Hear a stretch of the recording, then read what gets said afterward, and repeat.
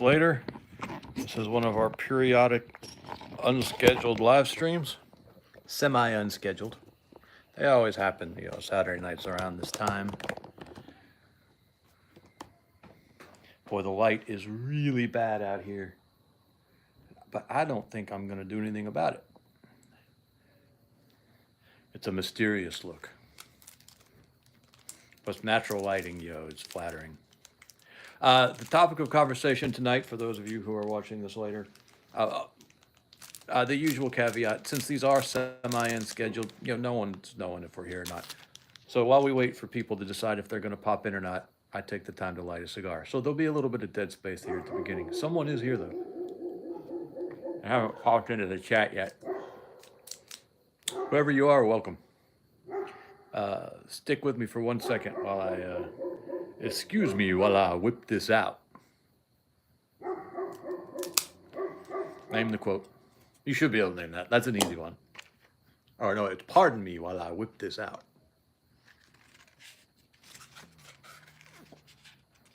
Nobody? Hey, Tim, how you doing, sir? No one's gonna...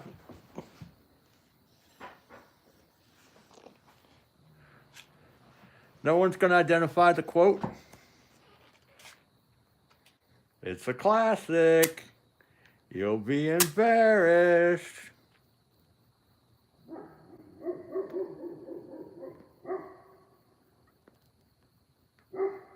Oh. Oh, no, I threw the match in my teeth. That sucks. All right, stick with me. Don't go nowhere. Hey, Palmetto Troopers here. Hey, Palmetto. You probably missed...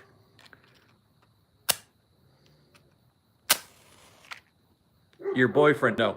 The movie quote at the beginning there, it was, pardon me while I whip this out. What's the movie?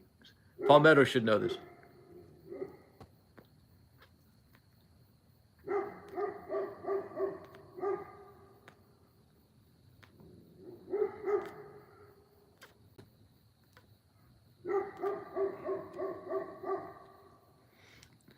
Okay. So are we in an economic collapse? Are we in a necessary reset? Or is it blazing south? I knew Palmetto would get it. Pardon me while I whip this out. And a lady faints. Ah! Great movie. So economic collapse, necessary reset, or both? Discuss amongst yourselves. I am personally of the opinion, and I said this in a video this weekend that none of you seen because nobody watched it. I got less than 250 views on the damn thing, which is pretty sad state of affairs.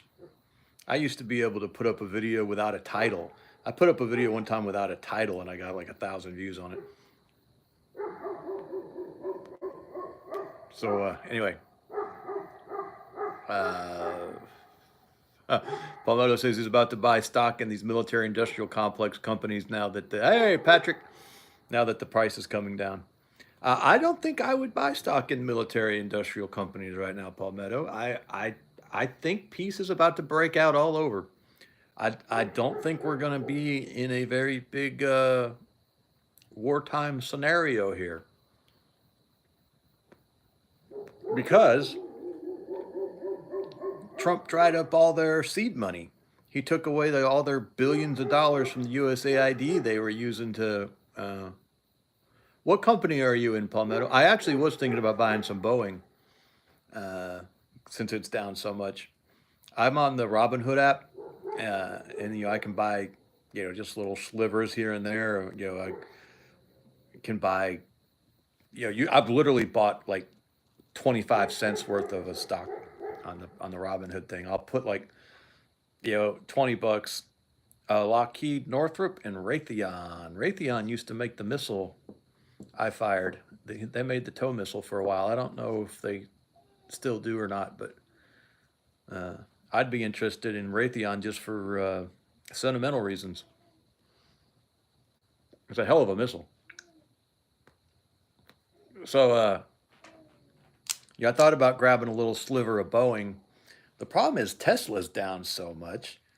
Uh, and I actually do just kind of believe in Tesla. Oh, Hyundai has an 80% stake in the privately owned Boston Dynamics. Interesting. Boston Dynamics does robotics, and for a while they were sort of the cutting edge of the robotics. They were the first ones who published a video of that dog robot. I do not know if they are leading the pack now or not. Uh, Everything and I haven't read that much. I haven't looked into robotics much. But what I have read is that Musk is is ahead of everybody because he has the data from all the Teslas. You know, the Teslas are constantly feeding data back to Tesla, uh, and they're using it to get all this data on the self-driving cars. And allegedly, Tesla's got an almost insurmountable head start on that, and that's gonna roll over into advantages in robotics. And apparently, there's this Tesla robot that the Kardashians. I haven't looked into any of it. I didn't even know anything about it until I heard the Kardashians bought one. And please don't ask me how I ended up hearing that the Kardashians bought a robot. I I'm I don't follow the Kardashians. I'm not a fan. I'm not even an ass man. I'm a boob man. There's not a whole lot in the Kardashians for me. Uh, but somehow I heard that Kim Kardashian bought the first Tesla robot. I don't know. So anyway, the Tesla stock kept dropping, and so I kept just buying little slivers of Tesla, and I have like almost a half a share of Tesla now. Uh,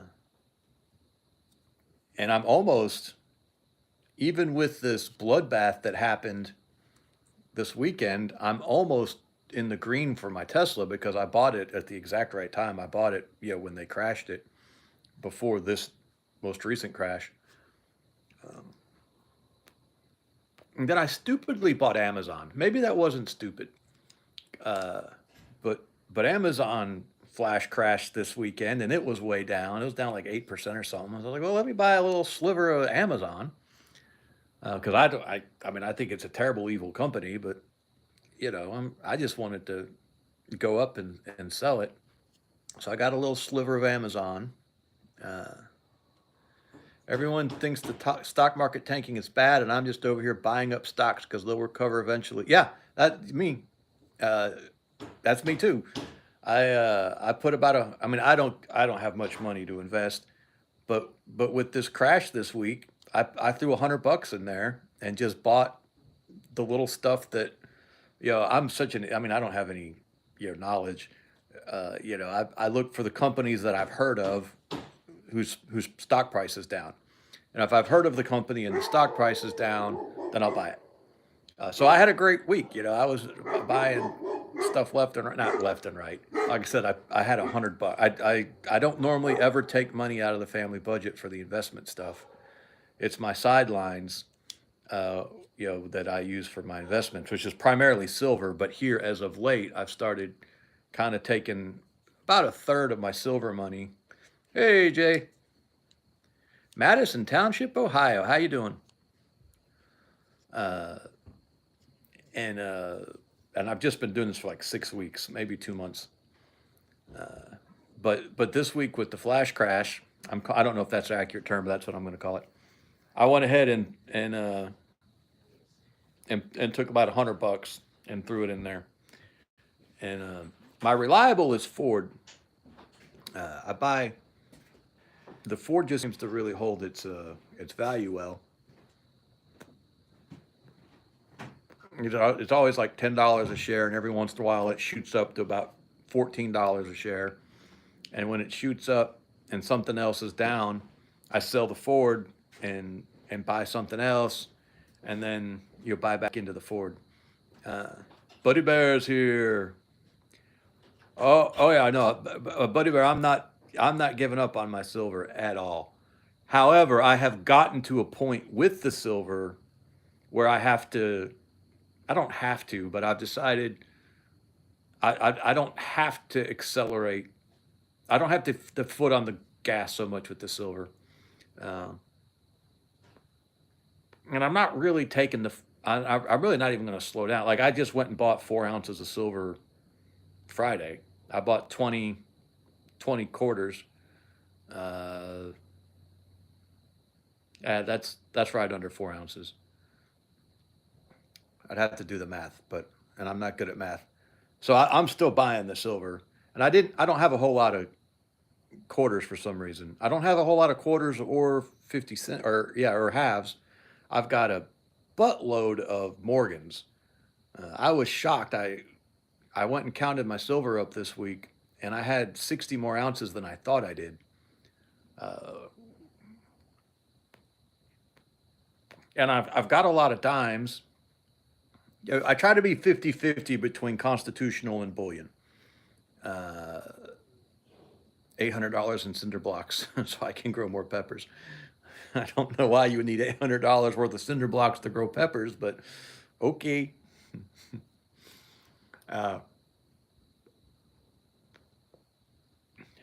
and I haven't done it. I think I'm heavier in the bullion than I am in the constitutional, depending on how you count the Morgans. Because I count the Morgans as sort of both. And that's how I ended up with so many Morgans. It's like it's a constitutional, but it's also kind of a bullion. Uh, so I don't even remember how many full tubes of Morgans now, 3 or 4. And then I've got a couple tubes of dimes, but I didn't even have one full tube of, yeah, but why wouldn't you just go cut some trees and lay the logs down and you let the logs rot, but use the logs to build up the raised beds. Save yourself $800. You got to grow a lot of peppers to make $800.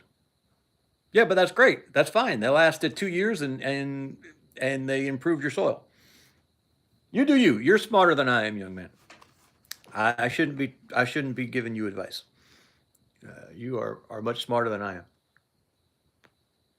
But logs are free, and when they rot, they're just helping your soil. Anyway, be that as it may. So I had 60 more ounces. I need to go back and recount that because it just seems too good to be true. I thought I had, I'm going to wreck OPSEC here, but if anyone cares enough about my silver, I guess, they were just coming anyway. Anarchy Television is here. How you doing, sir? So I thought I had 280 ounces, and I counted it all up the other night, and I had 344. So I need to go back and double check that because that's a big enough disparity that I might have just screwed something up. But I was real careful. I counted everything. I got the actual weights on the constitutional and did the multiplication. Arcan, how you doing? And most of it ended up being, not most of it, but I think a lot of the excess ended up being in those Morgans because I just didn't realize how many Morgans I have. I've got a lot of Morgans. Uh, But of course, I realized that. So I think constitutional silver is the answer for our underground economy. I just do. There's just a ton of it out there. It's all very knowable. It's all very recognizable. It's all standard weights and measures. And if we really did want to have a barter economy, in my opinion, American constitutional silver is just sitting there begging for us to start using it as a currency. A dime is 250, a quarter is 550, $6, a half is like $11. Uh, Nickels, war nickels are about $1.40, I think. I mean, uh, they're in very usable denominations, just the way they are, and we could absolutely do it. Start bartering. It's not even barter at that point. It's currency. I mean, it's a currency. It's a ready-made currency sitting there. What do you think of the Native American stories of little people?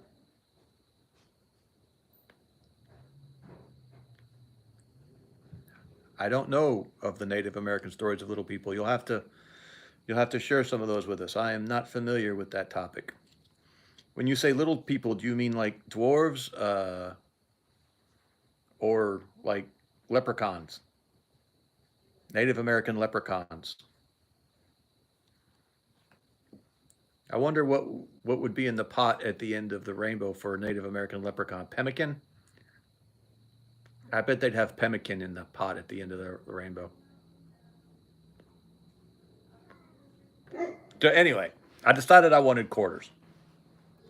And I went in there and I had about 110 bucks. The scrap prices are way down. I mean, prices on everything are way down, but scrap really tanked this week.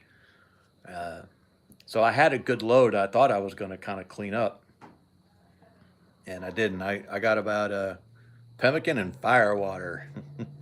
So a lot like Irish leprechauns. Yeah, not much different.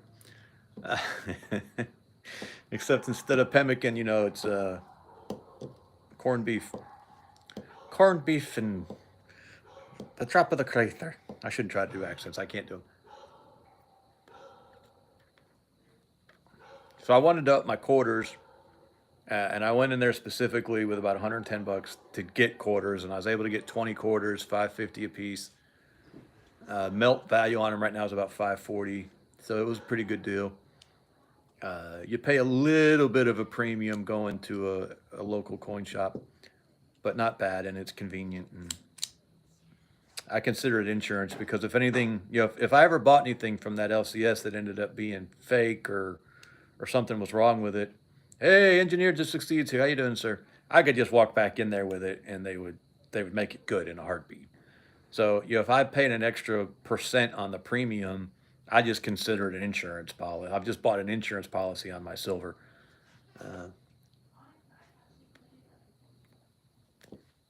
But anywho, so I upped my quarters.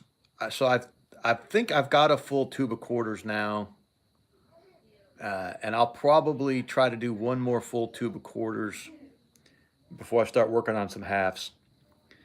The problem is they've got some really beautiful halves up there, like whole rolls of Franklin halves in BU, brilliant uncirculated, and of course there's a premium on that. That's numismatic, that's coin collector stuff, and obviously that's wrecking my whole barter idea. Tim says the Cherokee that I grew up with say the little people live in the bluffs and the trees. They can be helpful to the elders, but are mischievous and territorial, and will throw rocks if you're too close. So they are. They're a lot like the Irish version of the little people. Interesting. Y'all ever see that old? This is crazy. It's a Sean Connery movie, and those of you who are old enough know Sean Connery is the quintessential James Bond. But before he was James Bond, kind of the role that got him the James Bond role, I thought the Irish were the little people. Ah, I wonder if Halfcan is in the chat. we got a we got an Irishman, and he is the quintessential Irishman. And he frequently will be in the chat, but he won't say anything. And this is a very, very proud Irishman. So he might be uh,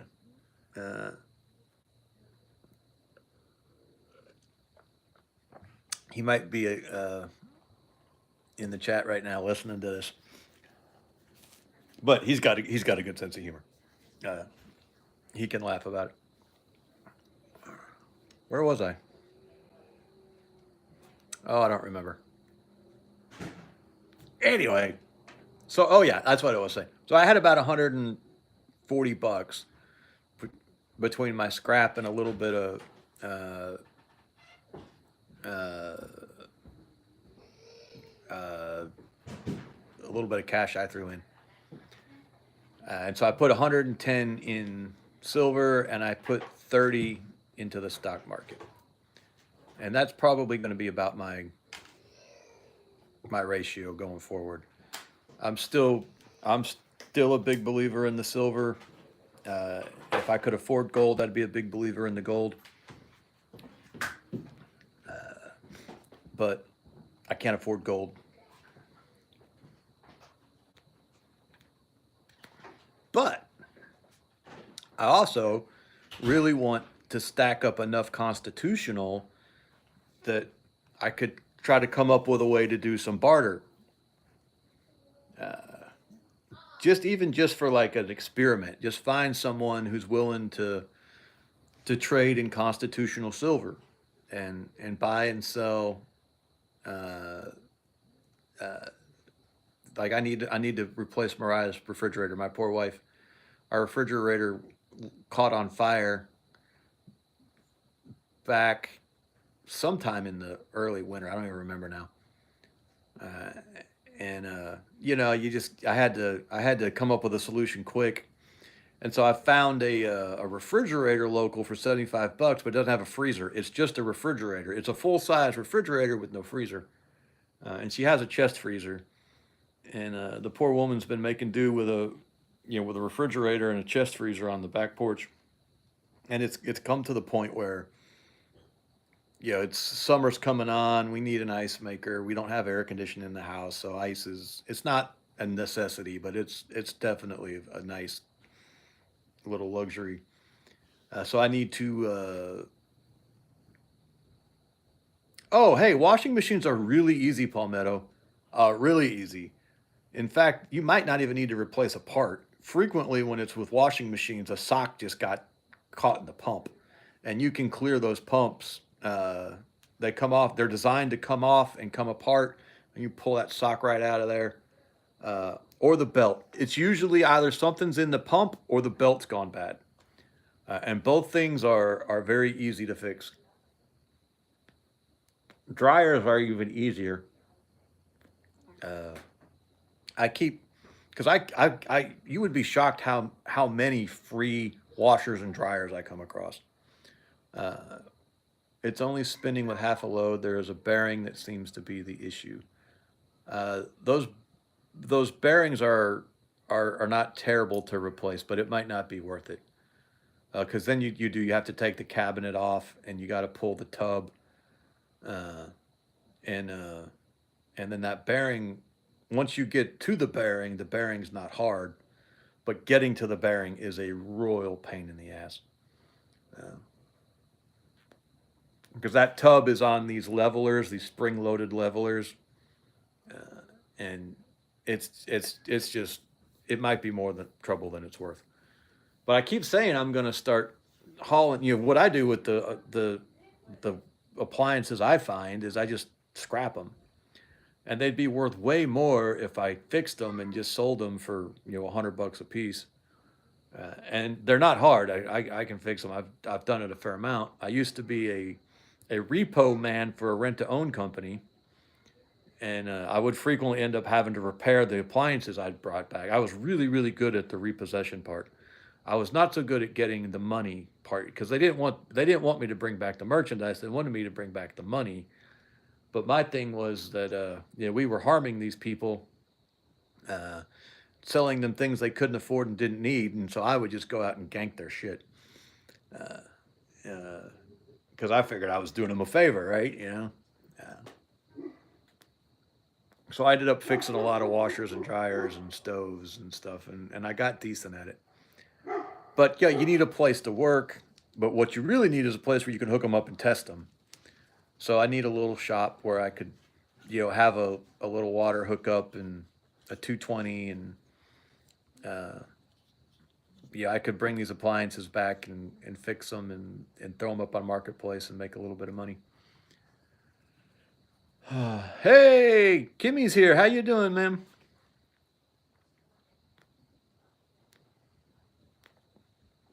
But is that really the best use of my time, or would my better time be better served, growing this channel or some other thing? I've got so many irons in the fire, and I'm not actually doing any of them very well.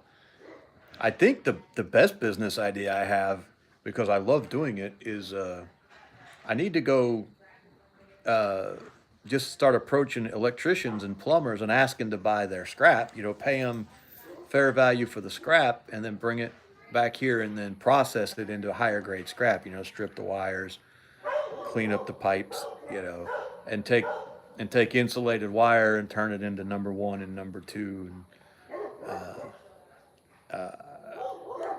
and I think there's a decent little sideline doing that. I just have to start making phone calls and calling electricians and making the pitch. And that's, I hate cold calls. I'm not a salesman. I hate sales. But, you know, I think it would be a good sideline. I've got all these kids here. Right, anarchy. And I would buy their scrap for them. I wouldn't ask them for the free, oh, it's still cold there in Missouri. Yikes. I love Missouri. I would move to Missouri if I could. Yeah,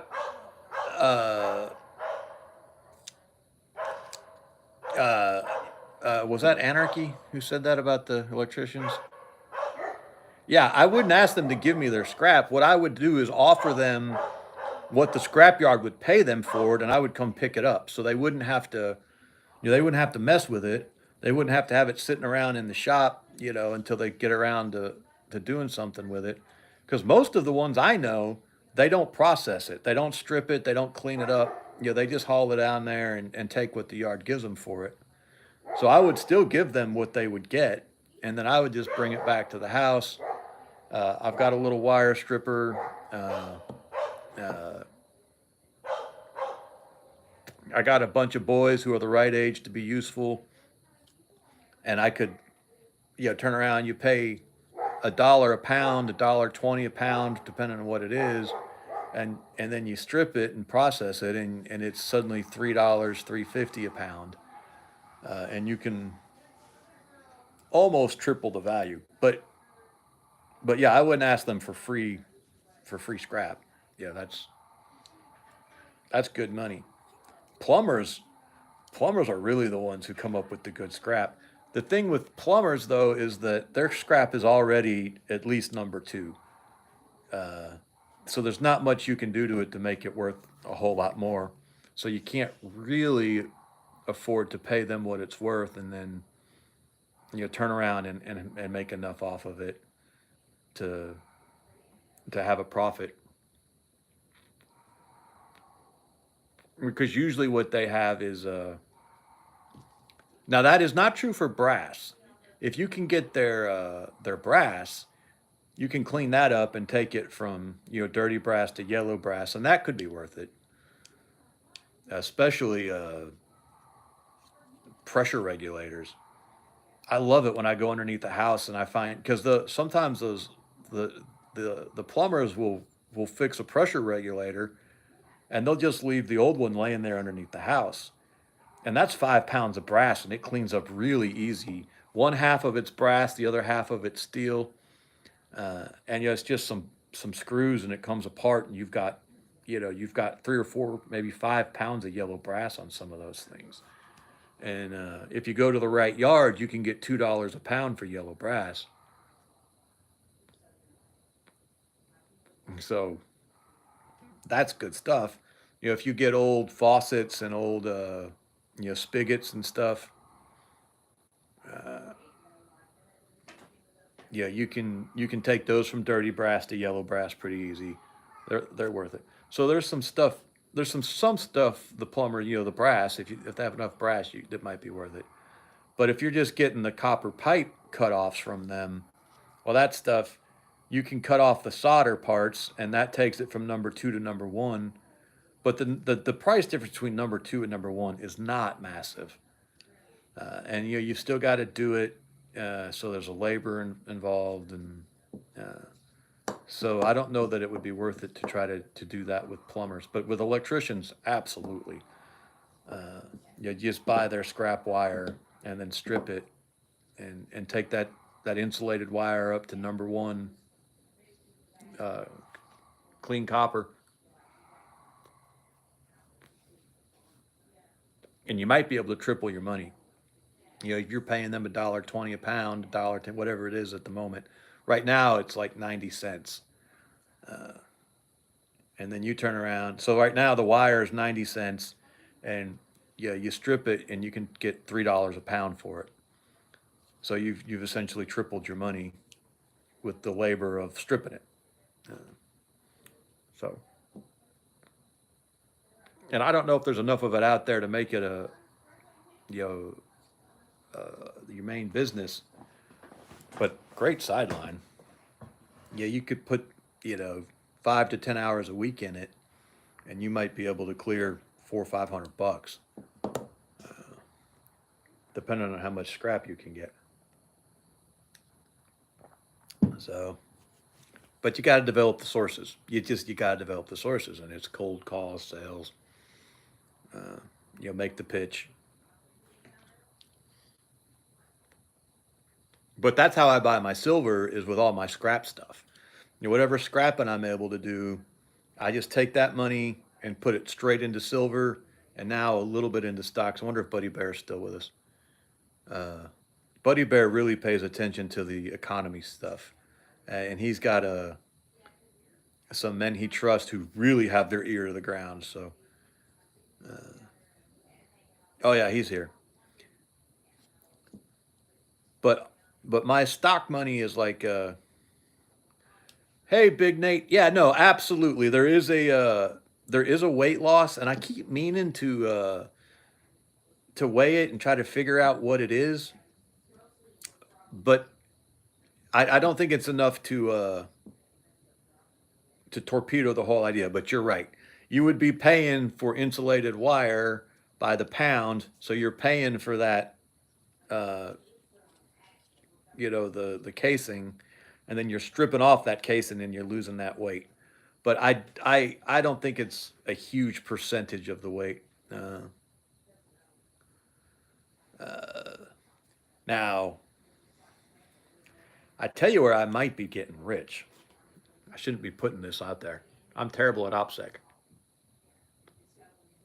I frequently end up taking old satellite dishes off of houses because they damage the roof, and then squirrels and everything use that damaged portion of the roof to make entryways into the house. And I've been to places where like the satellite dish has collapsed down into the roof. It just it was leaking around those lag bolts enough to where it undermined the decking, and it just collapsed down into the roof. And raccoons were going in the hole, around the satellite dish. So I take satellite dishes off sometimes when they're in my way or if they're causing the problem, and I pull those apart.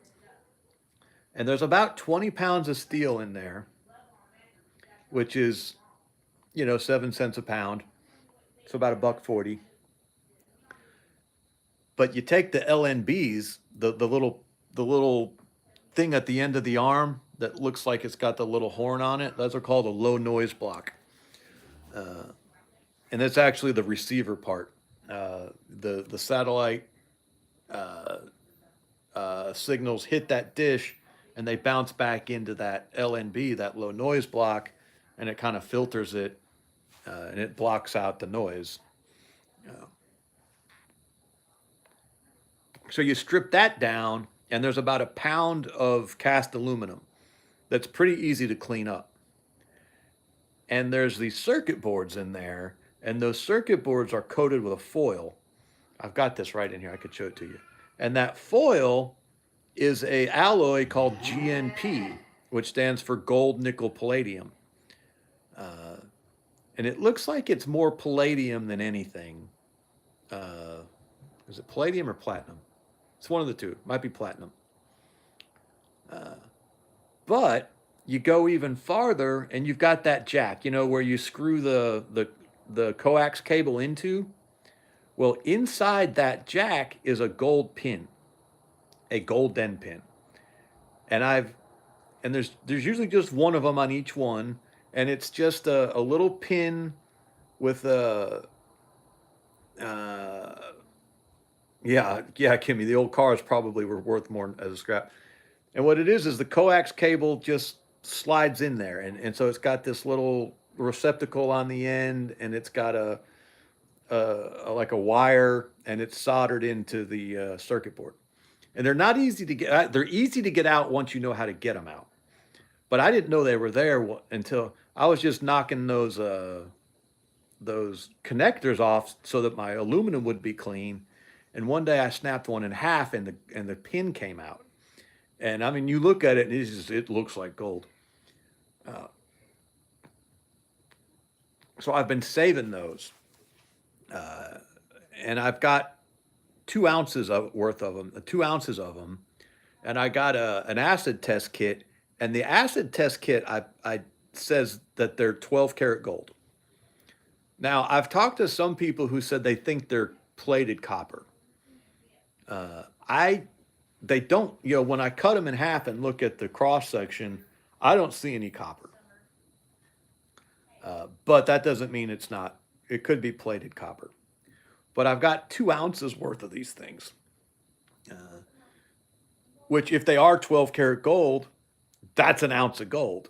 You melt it down, it'd be 12 karat gold, and then you sell it to refiner. He's not going to pay you, for a carat of gold, because he's got to refine it down to pure gold. So, I mean, you're only going to get a portion of whatever the, the gold weight is. But there should be an ounce of gold in there in those 2 ounces of those gold pins. I've just got to melt it, so I can take it and put it on a machine. Those pins are too small for the machines to test them and tell you what they are.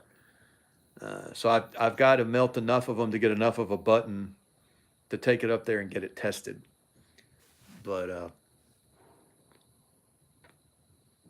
if those pins really are 12 karat gold, and I'm sitting on an ounce of gold, it's 2 ounces worth of pins at 12. If they're 12 karat gold, half of that weight is gold.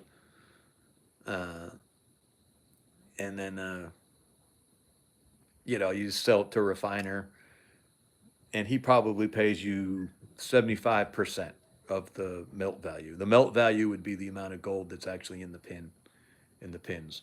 And so he'd say, "Yeah, you've got an ounce of gold. The melt value on this would be the ounce of gold, but he has his cost of refining it, so he's only going to pay you a sliver of that, whatever that is." And I just picked that 75% number out of thin air. I have no idea if that's it or not. Or you could just sit on it. Once you've tested it and you know what it is, you can always sell it to the refiner later. You don't have to sell it now. I would be tempted to sell it now so I could get easily identifiable gold.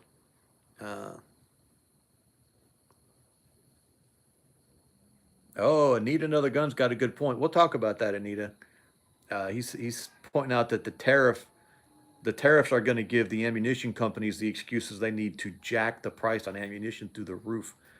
Uh, hey, County Wampus is here. How you doing, sir? We haven't seen you in a while. Glad to see you're still around. Uh, the thing about ammunition, Anita, is that they actually do import almost all of primers. Almost all primers are imported from China. Uh, so if we are going to end up with 34% tariffs on Chinese made products, it really could jack the price of ammo back up. Canadian Arctic Radio. Boy, it feels like it's been a while since you've been here too, sir. Patrick is with us this evening as well. So our 51st state as well. Is that he said? Well, welcome from the 51st state. That's funny. I love it when people have a good sense of humor. Uh, uh, I tell you, if we could get Canada, if we could get those middle parts of Canada to join America, I could, man, I cannot explain to you how insanely rich Canada is. Canada is mind bogglingly rich in natural resources that would make even America blush. I kid you not. They have so much oil and gold and trees. Trees. You can't even fathom the trees Canada has. It is It is mind-boggling. I mean, we could set every logger in the world to work cutting trees in Canada, and by the time they even thought about running out, the land they'd cut over would be grown back up and ready to go again. Just unbelievable amounts of trees and lakes, and it's just, oh, whatever we say about America's natural wonders, and we have been blessed beyond measure. Canada's even more so. Just just incredible. We just got to make sure we don't let Quebec and Montreal elect senators. Salmon, yeah, they got the huge salmon runs. Uh, yeah, it would be unbelievable. It would be absolutely unbelievable to be able to have the Canadians, you know, be a part of our republic, our federation. Sure. Well, I mean, we need to get federalism back up and running anyway. But you would definitely need, to give them their space, and let them keep their culture, and we don't need to be running in there with uh, American flags. You'd have to do something to the flag. But it couldn't be the 51st state. It's too big. I mean, it's just too big to be the 51st state. This would need to be like states 51 through 60. That's how big or territories. Uh, while some of these places are, yeah, ETS is saying 10 states. Uh, Territories, while some of these places fill out a little bit, because it's as vast and it is empty. I mean, it is absolutely empty. Uh,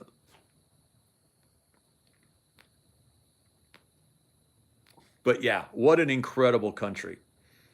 The combination of America and Canada into Comerica, what would we call it? Amaranida? Amaranida? Oh, I like that. Amaranida. The nation of Amaranida, I guess you could just call it North America. I like Amaranida better though. Amaranida. We should make that happen. That should be a thing. Now, whenever we talk about this, we talk about Amaranida. Uh, that would be a country, man. That would be a country. I'm sure. I have no doubt we would instantly become the biggest. Uh, oh, now everyone's going to go with North America. No one's going to like Amaranida. I'm sure we would be bigger than Russia at that point. When you got Alaska, Canada, and America all in one giant contiguous ball of awesomeness. But Buddy Bear is 100% right. It would wreak massive changes to America, because it would be senators. There would be new senators, uh, and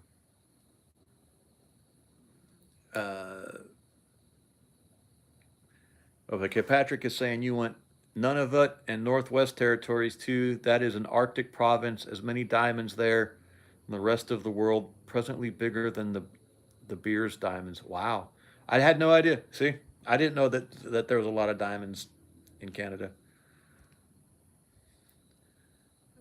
American do. I like it. American do. American do. American do. American do. I like it. But yeah, it would have a possibly almost a destabilizing impact on the Senate. Uh, uh, and I mean, that was the big problem back prior to the Civil War. Is the big fight would be how they could counterbalance adding new states so that the the balance of power in the Senate didn't get screwed up. That would be a big deal. But I think it would be workable. Like I said, you just can't have 120 senators. Yeah, yeah, you just can't have. Canada only have 2 senators, because then those 2 senators would all be from, you know, Quebec or Montreal, and that would throw off, that would hurt us in the Senate. But the Canadians outside of those places, man, they're us. Uh, they're us. I mean, they're just, and sometimes they're more us than us. Lots of times these Canadians are who we envision, because they're still a frontier up there. They still got frontier. You know, I mean, when they wear flannel, it's not a fashion statement. You know, these guys are, they're still staking claims to gold mines. You're still, I can't remember who it was. It Patrick who was recently telling us how he's allowed to carry a gun when he's out prospecting, because claim jumpers can come and try to steal his gold from him. I mean, that's the real deal Western stuff. That's still going on up there. I love it. Would revitalize the country. Would reinvigorate the pioneer spirit. Uh, Give us a frontier again. Uh, we'd get all these manly Canadians with their great beards, and then we just got to figure out a way to deal with the Quebecois. Uh, they invented the need for the Geneva Convention. I didn't know that. Uh, yeah, bears are pretty big. Bears are pretty big up in Canada. So yeah, I'm all about us trying to find a way to get Canada to join the union. Talk about a more perfect union.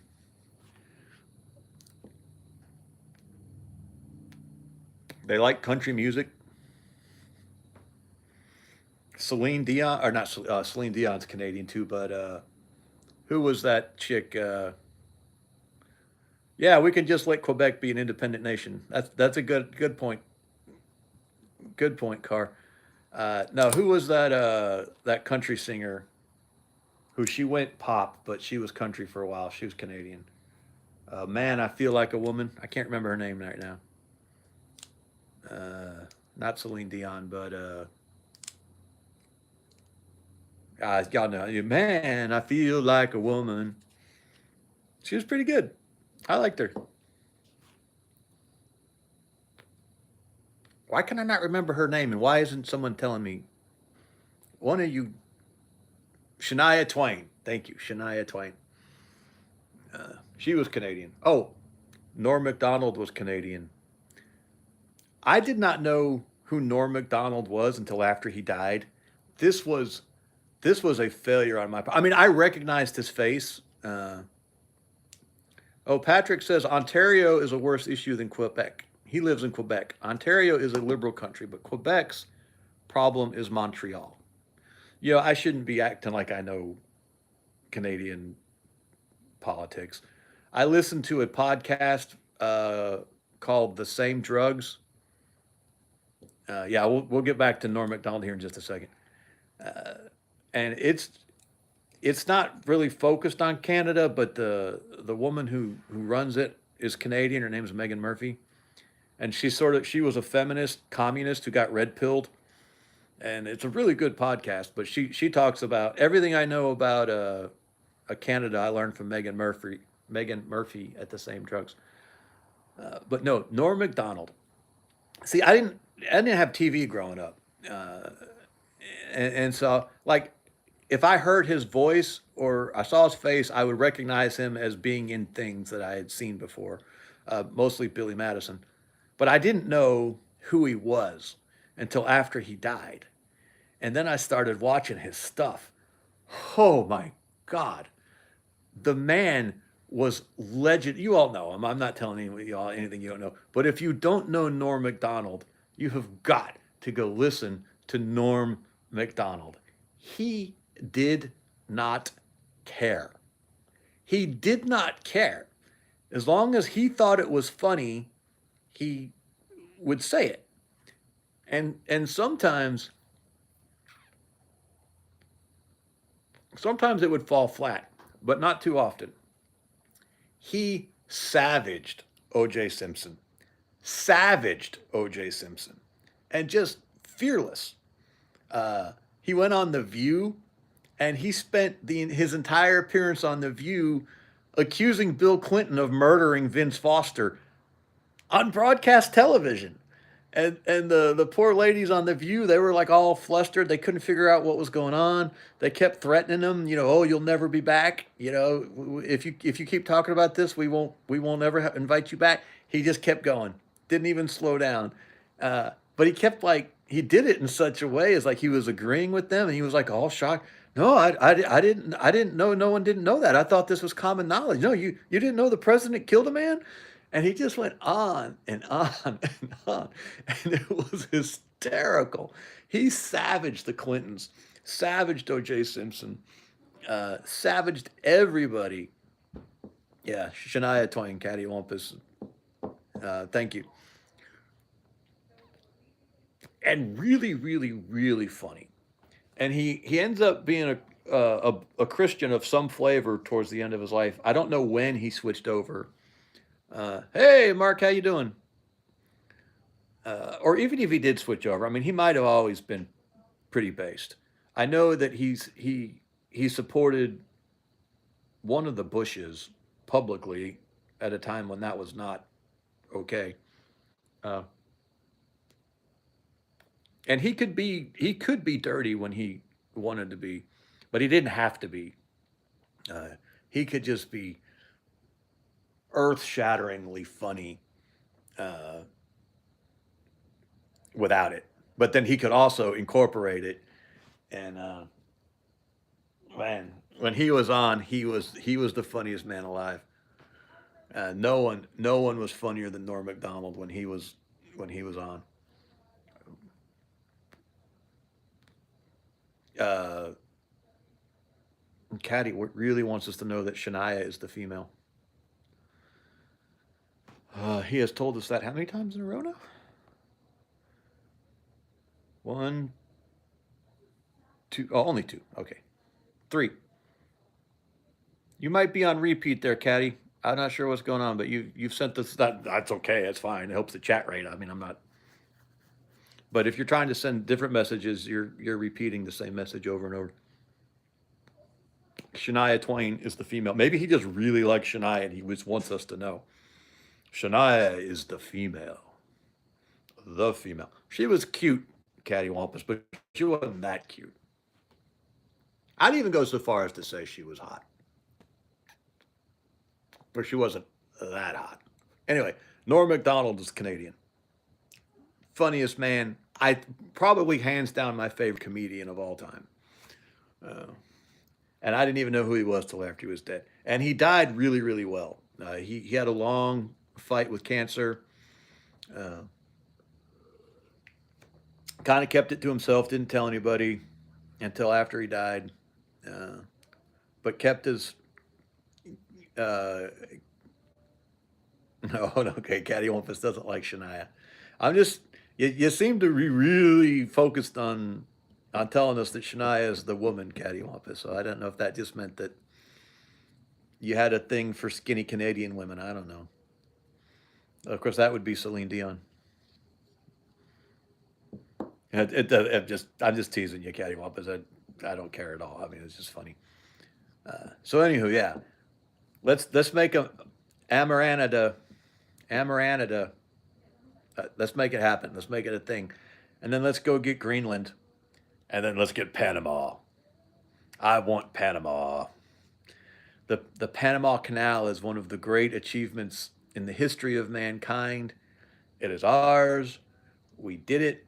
We envisioned it. We engineered it. We built it. Uh, uh, Anita's stocked up on cheap Canadian whiskey. Okay, now our Canadian brethren are here. We love our Canadian brethren. We just talked about how much we love our Canadian brethren. I am sorry. I have never enjoyed Canadian whiskey. I don't drink, the only blends I'll drink are scotch anyway. And most Canadian whiskey is a blend. I'm not even familiar with any single malt Canadian whiskeys. I'm sure they're out there. I'm just not familiar with them. And I have just never enjoyed Canadian whiskey. Barter best. But the truth of the matter is, as I've aged, I don't enjoy liquor anymore. I was never big into it to begin with, but I did used to enjoy sipping the decent whiskeys, uh, and and even that I don't enjoy it anymore. I've got a really nice bottle of scotch in there. Someone gifted me. One of my sons is semi-engaged to this beautiful little girl I'm in love with, uh, in a totally appropriate manner. And her dad came over to meet us, and he brought this really nice bottle of scotch. Uh, and it's a good bottle of scotch, and it's sitting in there, and I don't know when I'll ever get around to drinking it because I just don't enjoy sipping it like I used to. I need to get Jeff over here, and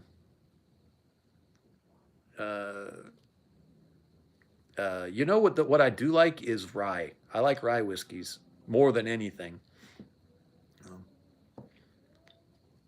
but Jeff moved back to town. I don't know if y'all remember Jeff, the bearded gringo. He did the live streams with me for a while. Yeah, they had moved, but they moved back to town. So I'm hoping I can get him to start doing live streams with me again because I really enjoy Jeff, and we have a good dynamic, and he's a good man, and he would enjoy that scotch. Uh, Maybe too much, but anywho, yeah, Mark, me too. I just like I don't even drink much beer anymore, and I never chose to like I had a Yingling with dinner a few weeks ago, and really enjoyed it. Like it was really, really good. It hit the spot. But I hadn't had a beer in probably a year, and hadn't been missing it. And Mariah and I just happened to go out, uh, and I got a beer with my steak, and it hit really, really good, and it was nice. But I only had the one, so I don't know if it's just aging or what, but I just don't enjoy it the way I used to. I do, however, enjoy the cigars more than I ever used to. Well, I've always liked the cigars, but I enjoy them more and more the older I get.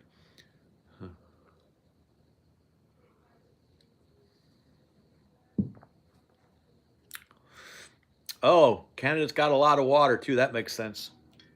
Uh, yeah, especially I bet on the western side of the mountains, I bet it wouldn't even be that hard to start piping it down, uh, and uh, and let some of those places up there sell their water south. I wonder if we could just give California to what was it they said was the problem? It wasn't Quebec, it was the other one. I wonder if we could find a way to give California to those sections of Canada we don't want. And then we could just get rid of California. Maybe we could do the same thing with New York too on the other side, and just let there be these two foreign nations that that that that take the people we don't want and that Canada doesn't want, and they can be their own little two countries off on the sides there until they just collapse under the weight of their own incompetence, and then we can see if we want to reincorporate them. And then, actually, engineer, uh, Northern New York was a revelation to me. When I went to Northern New York for my brother married a girl from a, from way up there, a little town called Cuba, good North New York, uh, and I was blown away by how heart-stoppingly beautiful Northern New York is. Absolutely one of the most beautiful places on the eastern half of the United States. Just mountains and green, green mountains for as far as you could see. Beautiful, dramatic mountains. These weren't like sissy, rolling hills or something. These were honest to God mountains and just some of the greenest country you've ever seen in your life. Uh, in 5 feet. Okay, so now you're trying to talk me out of it, engineered. I was there in the summer, and in the summer it was gorgeous.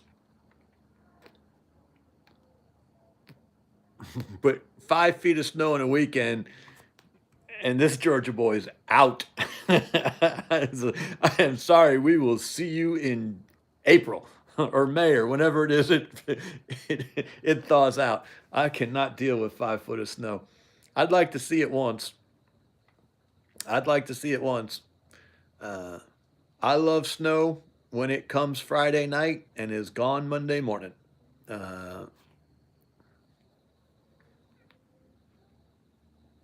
wow, $30,000 a year property taxes. Few cows on a stump. Yeah, New York City. And this is what scares me about Georgia too. I love Georgia, but Atlanta is just it's a squid. It's a giant, slithering, slimy squid that has the potential to just squeeze the life out of the entire state, uh, just like New York City's done with New York. Uh,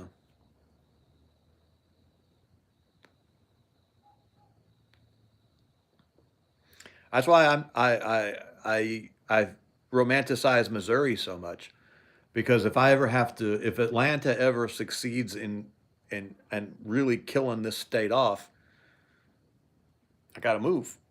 Now I'm pretty lucky.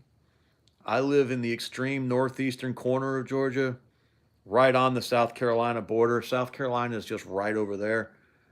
So if I had to move, I could move across the state line and not actually I wouldn't even have to change grocery stores. Uh, in fact, we do a lot of our grocery shopping in South Carolina. Uh, so I mean, I wouldn't have to move away from my grandchildren. I could stay close to my parents, and I could still you know, get across the state line and be back in a sane state. And extreme western South Carolina is really, really, really nice. Now, if you go to that cesspool where Palmetto Paratrooper is from, it is not nice. Uh, I mean, good people. Pete Rambo's from down that way too. But oh, ball ground. Ball ground. I go through ball ground occasionally. Macon is the gnat line. You do not want to be below the gnat line in Georgia. Uh, Ball ground is really really nice. It's up in the mountains. It's west of here, probably about hour and a half, maybe 2 hours. You know, it's hard to drive through the mountains. You can't go straight through our mountains. Uh, People don't think about Georgia having mountains, and they're certainly not northern New York style mountains, but they're still real mountains. But yeah, ball ground. I go through there occasionally for work. Yeah, the Nat line is this line in Georgia where, and Macon's like right on it, or Macon's within the Nat, south of the Nat line. But it's this line that kind of runs at a diagonal across the state, kind of kind of along I-20. If you look at the state and you see where I-20, not really, because I-20 goes through Atlanta, and Atlanta's north of the Nat line. But yeah, 10 tigers. I am happy I'm north of Macon. Uh, there's just a lot of gnats. It gets the weather is different down there. It's a lot muggier. It's like what you would think of as the deep south. It's a lot flatter. It's a lot swampier.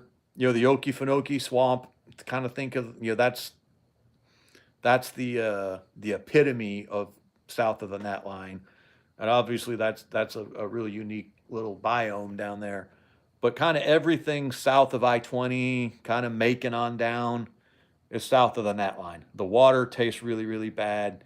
The soil turns really sandy.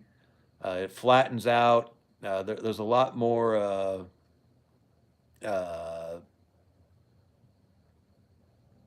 Savage Air Guns is here. I haven't seen you in a while either, I don't think.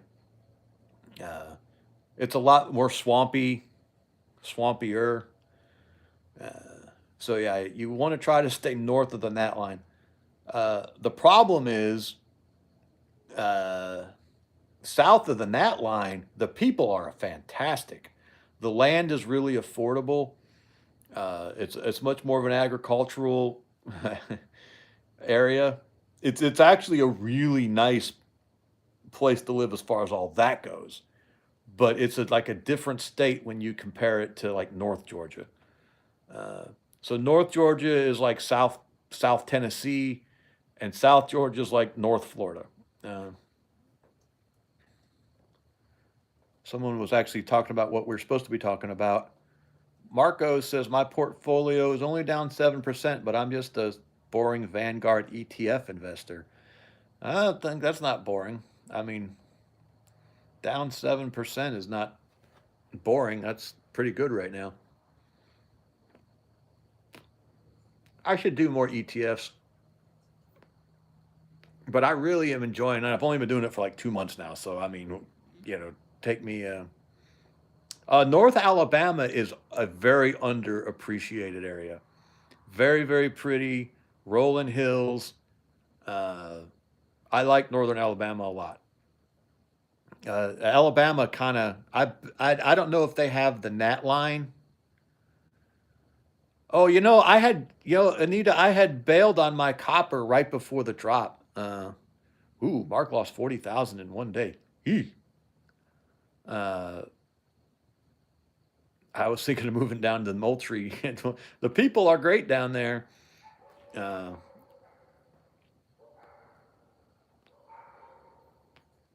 I bet Alabama has something similar to the Nat line. I know they've got the black belt, uh, which would be as the southern part of Alabama into Mississippi, where they've got a really good, rich, dark black soil. That's why they call it the black belt, not for any other reason. Uh, uh, Whoa, Marco lost 1.5 mil. Kimmy likes XRP. That's a crypto, right? Uh, I have 1.5 Dogecoin because I had 25 cents left over on a trade and I needed to do something with it, and Doge happened to be a little down. So I bought 25 cents of Doge. So I've got 1.5 Dogecoin. I had I had bought a little bit of Bitcoin. Wow, 7% is buy Intel. Chuck Norris says buy Intel. Why? I thought I had seen a. Okay, what's the Savage saying here? North Carolina is Ohio. One has an ocean, one a Great Lake. Temp is similar, land is similar, and people are very similarly spread out at the same rate of ethnicity. Only Ohio has less crime by a bit. So I've never uh, spent much time in Ohio. We went this this year, just a few months ago. I think back in January, uh, and we spent a weekend in where were we? But it was in Ohio, and I was very pleasantly surprised with it. It was a very nice environment. Uh, I don't like flatland. I really am much more comfortable in mountains than I am in the flatland. And so we came into Ohio through Kentucky, I think. Uh, and that corner over there was a nice environment. It was the dead of the winter though, so I mean I'm sure I didn't see it at its best. But I liked what I saw.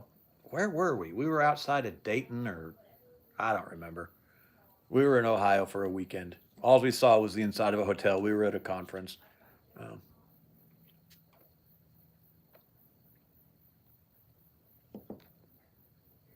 but I liked the land that I could see. It was very rural. The area we were in was very rural, very agricultural.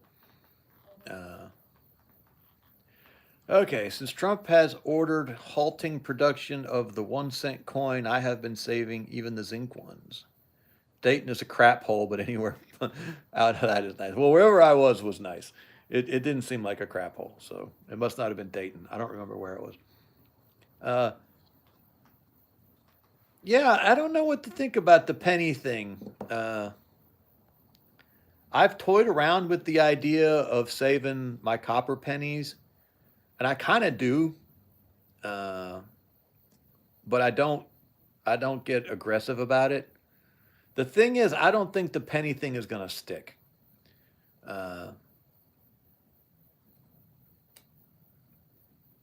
Uh, Intel trading at under $20 per share. Joint venture coming with TSMC. I don't know what TSMC is, but I'd be interested to see that joint venture. Uh, so the thing with the penny is that if you get rid of the penny, you've got to produce a lot more nickels. And nickels are actually more expensive to produce than pennies. So I don't know that it saves us any money to get rid of the penny. However, the modern penny design is so stupid and ugly and cheap looking. I mean, it looks like plastic play money you buy kids to help them learn how to count. Uh, and oh, TMSC is a foundry, Taiwan Semiconductor Corporation. Huh, interesting. That does seem like it's at least an interesting play. My my big swing, the one that that I'm taking the big risk on, is a foundry in Ohio. Actually, I think it's CLF. I think it's Cleveland. Something I don't know. Uh, and I'm hoping that these tariffs. Yeah, Mark, we should go back to the Buffalo nickel because the nickel design right now, our coins look like they were designed to destroy confidence in our currency. The nickels look awful. That flat, ugly, cartoonish shape to them, or a design. Same with the penny. It looks cheap. It looks ugly. And our money should inspire confidence. Like literally, yeah. It looks like monopoly money. Our money should inspire confidence. I mean, absolutely, especially if it's just a fiat and that's all it's got is confidence. Why the hell wouldn't you make it a beautiful, inspiring coin the way they used to be? Our coins used to be gorgeous. The Mercury head dime, by the way, that's not Mercury on the Mercury head dime. People just call it Mercury because we're Americans and uh, it's actually Liberty, Lady Liberty with a winged cap, and the winged cap represents wisdom. It's Liberty crowned with wisdom is what uh, the Mercury head dime is actually supposed to represent. It's not the god Mercury, and it's a gorgeous design. Uh, the walking Liberty. Someone just brought up the walking Liberty. Gorgeous design. Those were 50-cent pieces. Uh, yeah. See, now nickels are worth more than face value. Uh, our coins just used to be gorgeous works of art that expressed our ideals. You know, liberty crowned with wisdom. How the hell did you go from that to a caricature of Thomas Jefferson? And I don't even remember what the back is anymore. The back is something stupid. Uh, it's just insane. It's like they well, I mean, it probably is a conspiracy to try to do away with hard money or physical money. To go to a CBDC. I love Morgan's, Kimmy. I love. Yeah, the wheat penny was a good looking design, Savage. I love Morgan's. I've got. I don't even know how many Morgans I've got. I've probably got 100 or more. Uh, no, well, oh, well, sorta, Chuck. So For a few years during World War II, nickel, the metal, was so vital for the war effort that they made the nickel coins out of silver. Uh, uh, so for 19, I think it's 42, 43, 44, and 45. Nickels are actually silver. They're 35% silver. And if you look at the back right above Monticello, right above the dome, the mint mark is there really, really big. And I believe that's the only coin that actually has a P for the Philadelphia Mint. Normally, if American coins don't have a mint mark, it's because they were minted at Philadelphia and they don't put the P on there. But for those nickels, for those, they're called war nickels, they do put the P on it. Uh, so there'll be a PS or D. Uh, you know, uh, I don't think they made any of the war nickels in New Orleans. So S is San Francisco, D is Denver, O is New Orleans. Don't ask me why. And then CC is Carson City, but that wasn't around for very long. And then there were some coins minted in Dahlonega, Georgia. Those are very, very rare, though. There weren't many of them minted, and I don't remember if they got a D or not for those. Um, so yes, there is a silver Jefferson coin. It is the war nickel. Uh, it's not a bad looking coin. It's not a buffalo nickel though. The buffalo nickel was the best looking, 5-cent piece. Well, okay. There's also this thing called a half dime, and a half dime is an American coin that was worth 5 cents, but it was made out of silver. So obviously they couldn't call it a nickel because it wasn't made from nickel, it was made from silver, so they call it a half dime. So there are silver half dimes. Those are much older. Uh, Jefferson was not on the half dimes. I don't remember who was on the half dime or what was on the half dime. Back then we put uh, representations of liberty on our coins.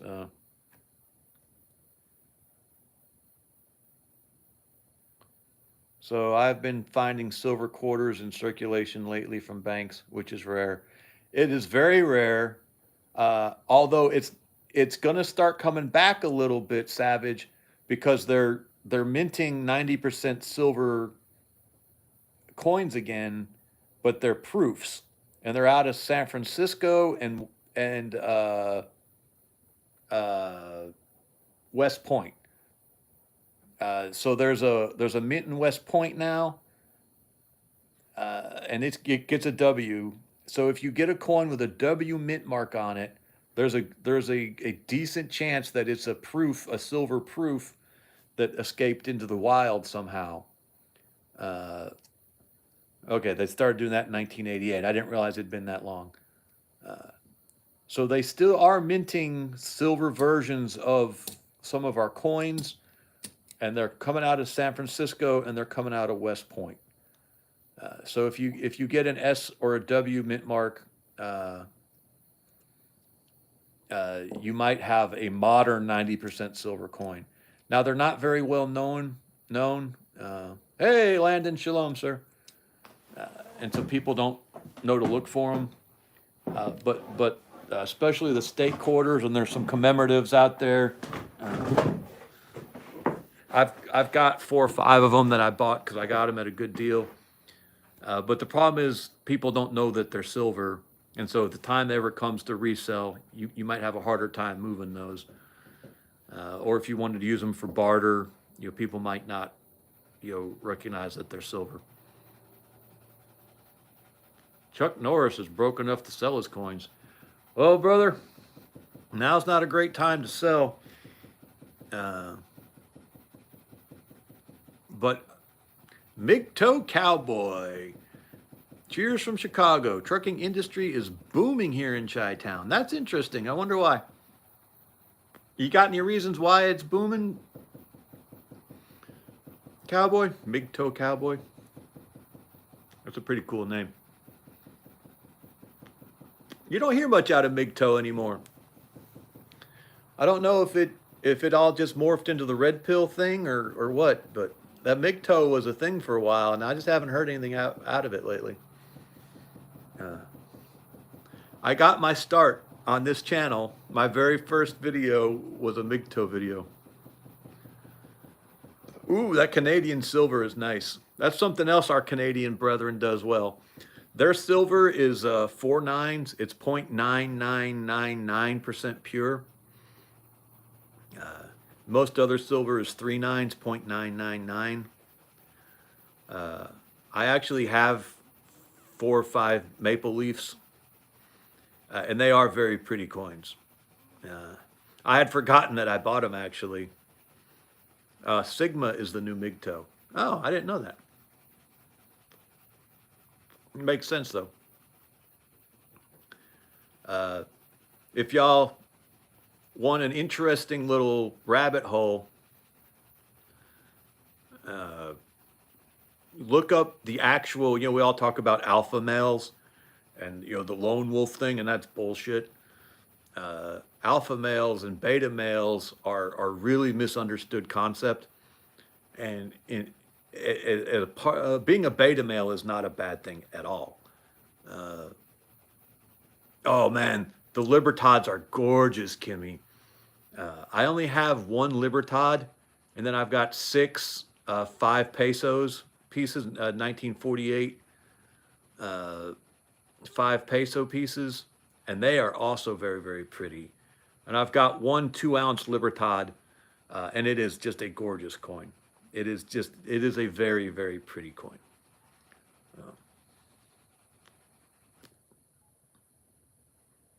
Crazy Heathen is like, what the hell are we talking about? We're talking about silver, Crazy Heathen. Okay, Patrick forgot to press sand. Quebec is 525,000 square miles of surface area, 2 times the size of Texas, and 12% of that is water, lakes and rivers. That is equivalent to 25% of all USA water, including Alaska. Wow. Should I buy a mining claim? Is there any gold in there? Do you know how to mine? I mean, I think it'd be cool. But I live in the middle of gold country. The first gold rush in America was right here in North Georgia. And I mean, I know where there's abandoned gold mines around here. And I've never even so much as gone panning. I don't know why. I should go pan for gold. Oh yeah, Buddy Bear. Buddy Bear, I don't want to. I don't want to give up information on Buddy Bear, but he also lives in this area. He's local, and he's actually closer up in the gold fields than I am.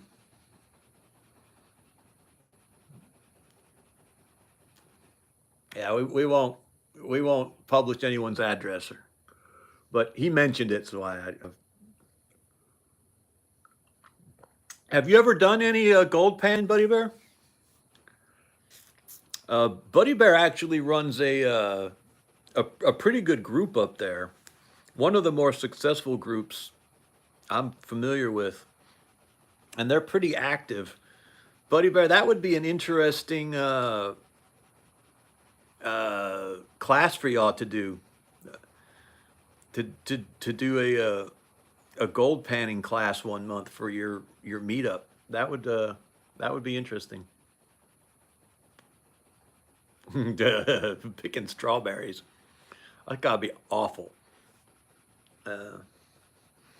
I did a you pick strawberry thing. Yeah, if you strike gold, if you strike gold, that's the problem. What was it they said? You'd make more money selling eggs to gold miners than the gold miners would ever make panning for gold.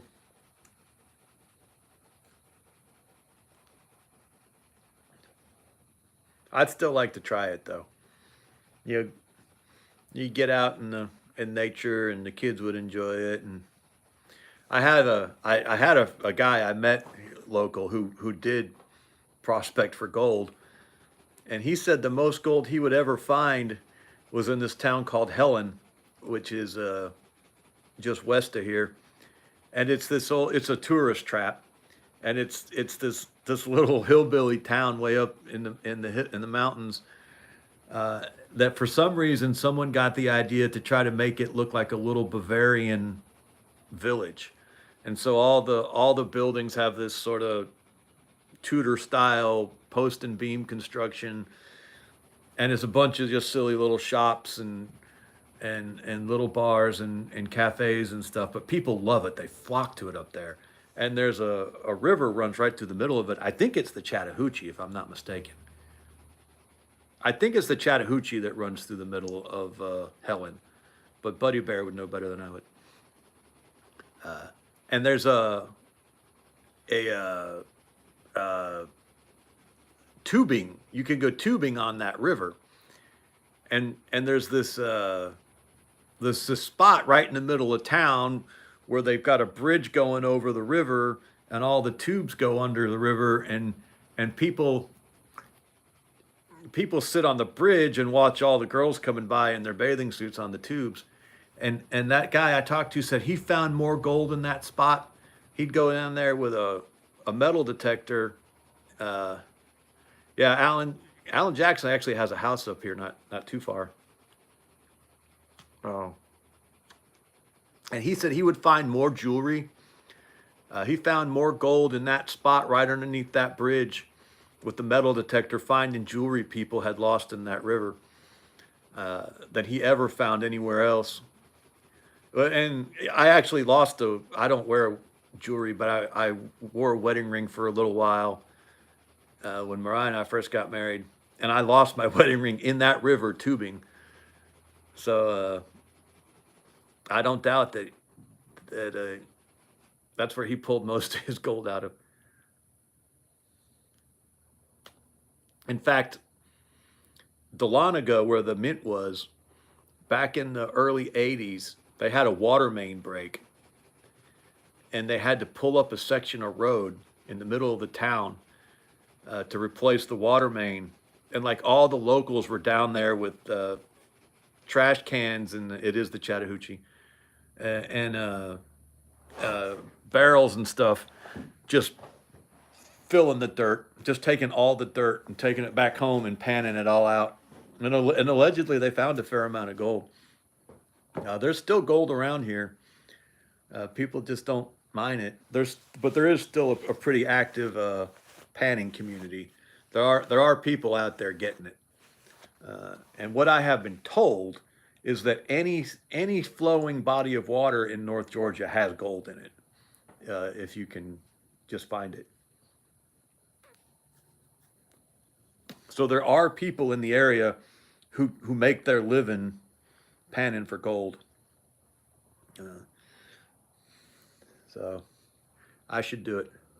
Allegedly, there's silver around here too, but I don't know where. Okay. Gold is Canada's most valuable mined commodity with a production value of 15 billion USD.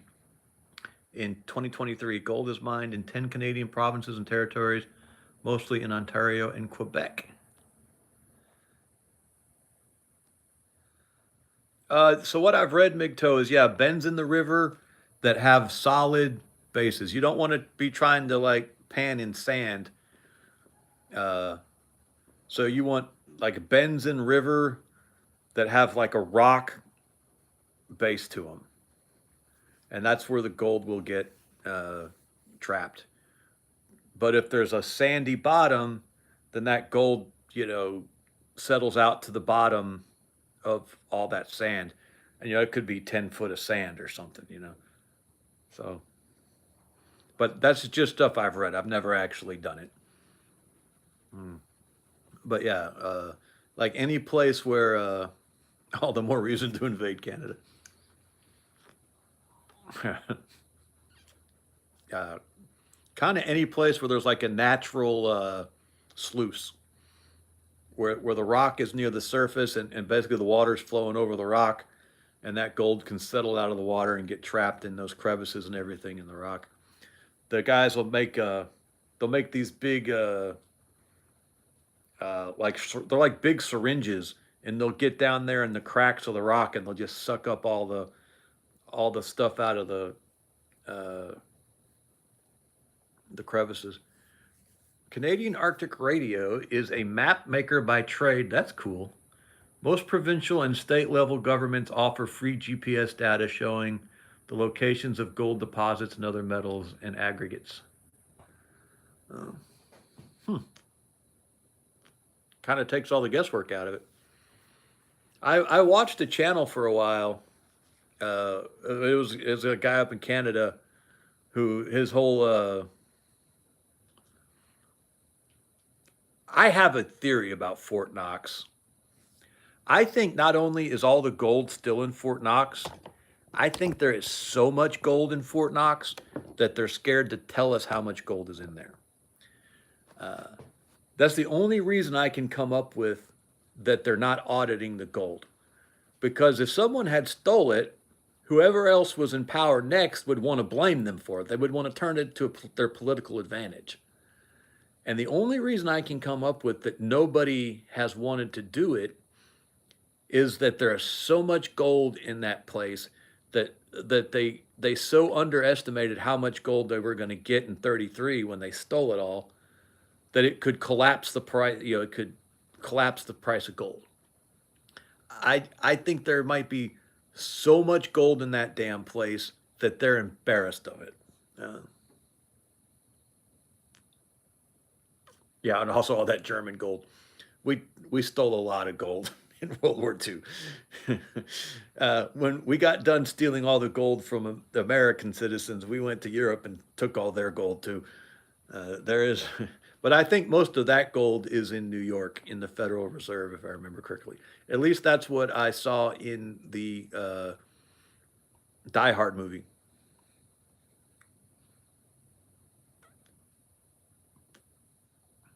But I think there is a metric shit ton of gold in Fort Knox.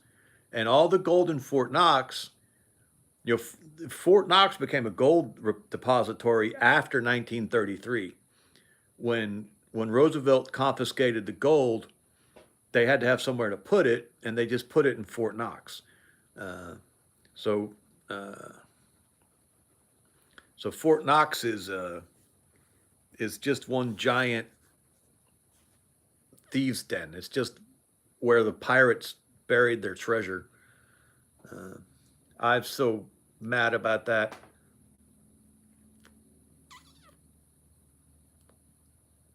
Uh, oh yeah, definitely, Buddy Bear. If it's in a Die Hard movie, it's got to be right. Uh, I mean, Bruce Willis wouldn't lie to us. That'd be like Sam Elliott lying to us. You know, it's just not going to happen. Uh, it's like, you know, Mel Gibson. No, let's go with Charlton Heston. Actors we trust: Charlton Heston, Mel Gibson, Sam Elliott, Bruce Willis. Right? You know. Yeah, that was the Bruce Willis. No, well, the first one was the Bruce Willis Christmas special. The one in New York with the Federal Reserve wasn't a Christmas movie.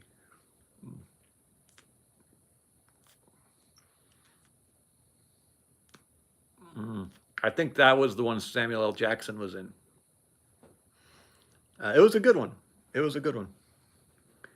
I don't know if it was as good as the first one, but it was good. It might have been as good as the first one. That was the third one, if I remember correctly. I have not seen any of the ones that came after that. Uh, but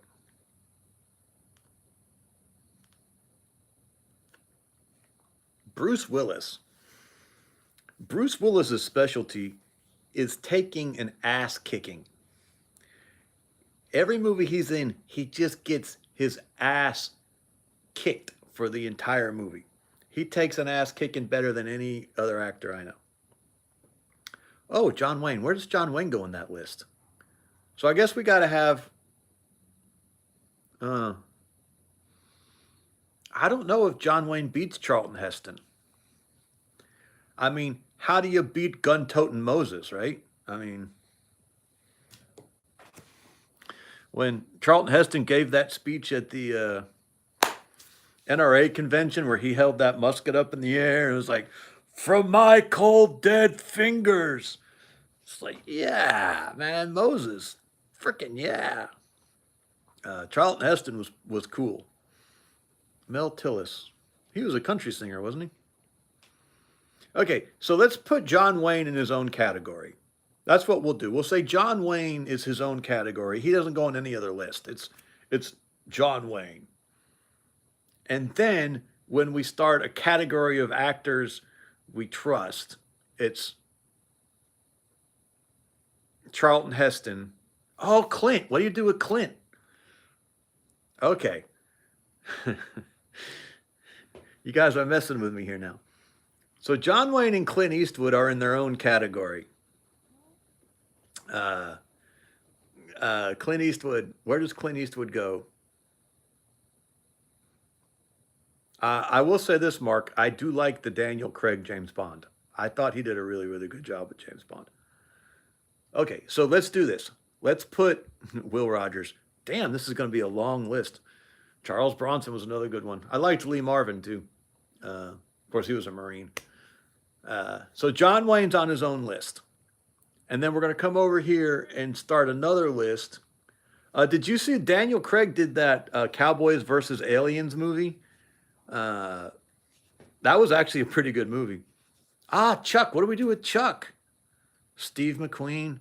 I liked Steve McQueen. I don't know if he goes on the actors we can trust list, but I did like Steve McQueen. He was a very good actor. The Magnificent Seven. If you've never seen The Magnificent Seven, Charles Bronson was in The Magnificent Seven. Was Lee Marvin in that? Lee Marvin might have been in the Magnificent Seven too.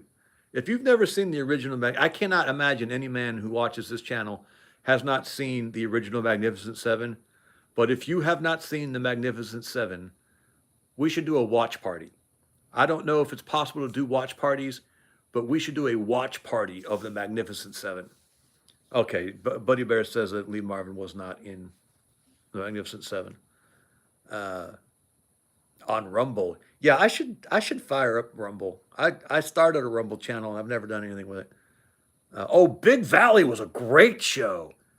Who was that woman in that? Oh, I can't remember the name of the woman who was in that. Uh, very, I have never seen Lonesome Dove, and I know that means that I have to turn in my man card until I see Lonesome Dove, but I've never actually seen it. Nor have I read the book. Barbara Stanwyck, yes, Barbara Stanwyck in Big Valley. Great show, great show. Uh, but really good show. Uh, Big Valley took uh, Ponderosa. Uh, oh, I can't remember that. You know the Ponderosa. I don't know why it took that show and like turned it into Big Valley was Yellowstone Bonanza. Thank you, We the People Bonanza. Big Valley was like the Yellowstone show before the Yellowstone show. It was superb. It was excellent. If you have not seen the Big Valley, you should watch the Big Valley. But the Magnificent Seven, that is a man movie. If we started making a list of man movies, since we're now making a list of man actors, one of the first, uh, oh, Ernest Borgnine. Dear God, Ernest Borgnine. If you have not seen McHale's Navy, you are missing out. Gene Simmons in Big Country. I don't think I've seen that one. Gunsmoke was really, really good. Uh, what was the show that Steve McQueen was in? That was a really good show. Steve McQueen got his start in an old black and white Western serial that was really, really good. I can't remember the name of it now, but it was good. He had a Green Beret with John Wayne. That was a good one. That was one of the ones he died in, if I remember correctly. Uh, but McHale's Navy is hysterical. One of the funniest shows ever made. It is absolutely side-splittingly funny. Oh, Gary Sinise. Gary Sinise has to go on the list. Son of a bitch. This is a long list. Uh, the Rifleman with Chuck Connors. That was a good one. Shane. Shane. Shane. Oh, Shane. Now, I read the book before I saw the movie. Uh, oh, the Rat Patrol was a good one, too. Uh, the Man with the Broken Sword. I don't know that one.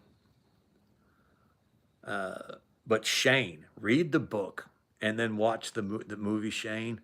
Oh, it will speak to your soul, man. Charlie Sheen, interesting. Don't leave, Shane.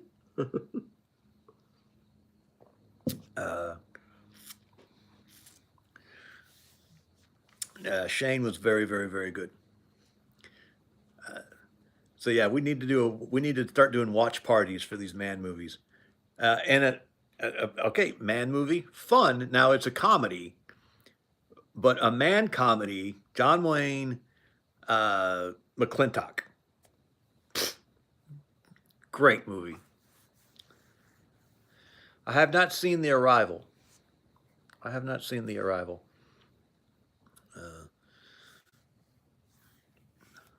Brandon is the Chuck Connor show with the broken sword. Yeah, I've never even heard of this before. It's the first time I'm blazing. Well, Mark, you were late, so you don't know this, but we actually started this live stream with a quote from Blazing Saddles. Bat Masterson. I'm not familiar with the show. Obviously, I'm familiar with the historical figure. But Rodney Dangerfield. I get no respect. Rodney Dangerfield had one joke, and he told it for 50 years, and it was funny every time. Every time, it was funny. But yeah, we should try to figure out how to. No, you could never make Blazing Saddles today. Branded, okay, Branded. I have heard that name, but I don't think I've ever seen the show. But yeah, we should try to figure out how to do a watch party with the Magnificent Seven. That would be a blast. Spaceballs was hysterical. Anything Mel Brooks did was funny. The Producers was really, really, really funny. Obviously, Robin Hood Men in Tights, classic. Blazing Saddles, absolute classic. Springtime for Hitler. it was very, very, very funny. If you've never seen The Producers, if you don't like musicals, The Producers is the musical to watch. If like you hate musicals, but you want to watch a musical just to say The Producers, and it's a musical about a musical, and the musical that they're making inside the musical is called Springtime for Hitler. It's very funny, very funny. But yeah, watch party with the Magnificent Seven. Because in the Magnificent Seven, you get like all these male archetypes. They take all these male. I don't know Oklahoma either. We're losing Buddy Bear. He milks cows every day, so he got to go to bed. Oh, the Wild Bunch was good. And so they take these seven sort of male archetypes and throw them into a situation and sort of examine how they handle it, and it's very good, very, very, very good. Charles Bronson is excellent in that movie. There's a couple of really good character studies. Steve McQueen does good in there. Yul Brynner is the lead, and he's kind of the least interesting character in the whole movie, but he does a really, really good job. He's the hero, and he's the hero archetype. And he does have a redemption arc, but he kind of like he starts the movie like at the height of his redemption arc, and in the course of the movie, he just finishes what he's already started uh, in his redemption. Steve McQueen has no character arc in the movie, uh, but he's very, very good. And Charles Bronson has a good character arc. And then what was the guy? One of the guys lost his nerve. Uh, oh yeah, I've always heard about Taxi Driver, but I've never seen it. Obviously, I've seen that clip. Are you looking at me? Are you looking at you talking to me? Uh, but I've never actually seen the movie. I've seen that clip, and of course, that's one of those where you've pretty much heard everything about the movie before you ever saw the movie. Uh, yeah, so the Seven Ronin, the Seven Samurai, the Magnificent Seven was a Western remake, or was heavily inspired by a Japanese movie called the Seven Samurai. I've never seen it, but I've always heard good things about it. As a Canadian, I loved a show called Daniel Boone, exploring the deep frontier of Kentucky. I think that was a Disney show, if I remember correctly. They had done really, really well with that classic Davy Crockett show, and I think they then tried to do a Daniel Boone show too, if I remember correctly. I might be misremembering though. That might not be Disney. There was a time when Disney put out really good, edifying, uplifting content. Uh, Reservoir Dogs was excellent. Uh, I used to be a Quentin Tarantino. I've never seen Swamp Fox. I think that was another show. I used to be a Tarantino completist. Like if Tarantino did it, I watched it because I loved him so much.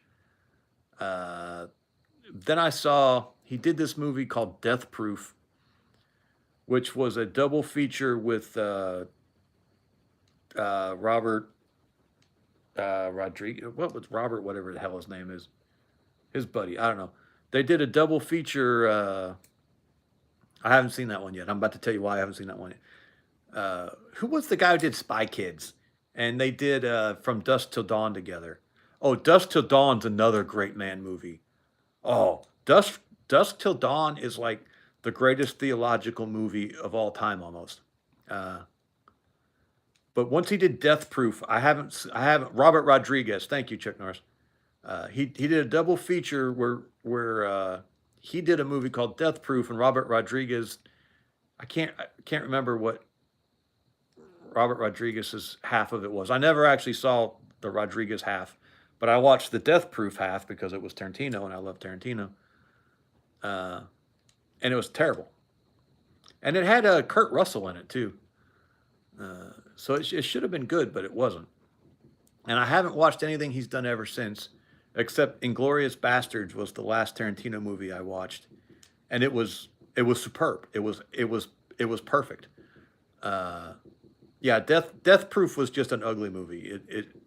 He, you know, Quentin Tarantino spent his career trying to make a bad movie, and he finally did. He finally made a bad movie in Death Proof. And I just had a bad taste in my mouth afterwards. I haven't watched anything since I saw Death Proof. Kill Bill was very good too, though. But yeah, Reservoir Dogs was excellent. Uh, Inglorious Bastards. Inglorious Bastards was just almost the perfect movie. It was just superb. Oh yeah, Keanu Reeves. Keanu Reeves would go on the list too. Uh, Definitely Keanu. Good shooter. Allegedly, he is a really, really good shooter. He for the John Wick movies, he actually went and got training, and it kind of clicked with him, and he's kept it up in kind of like a two gun match type thing.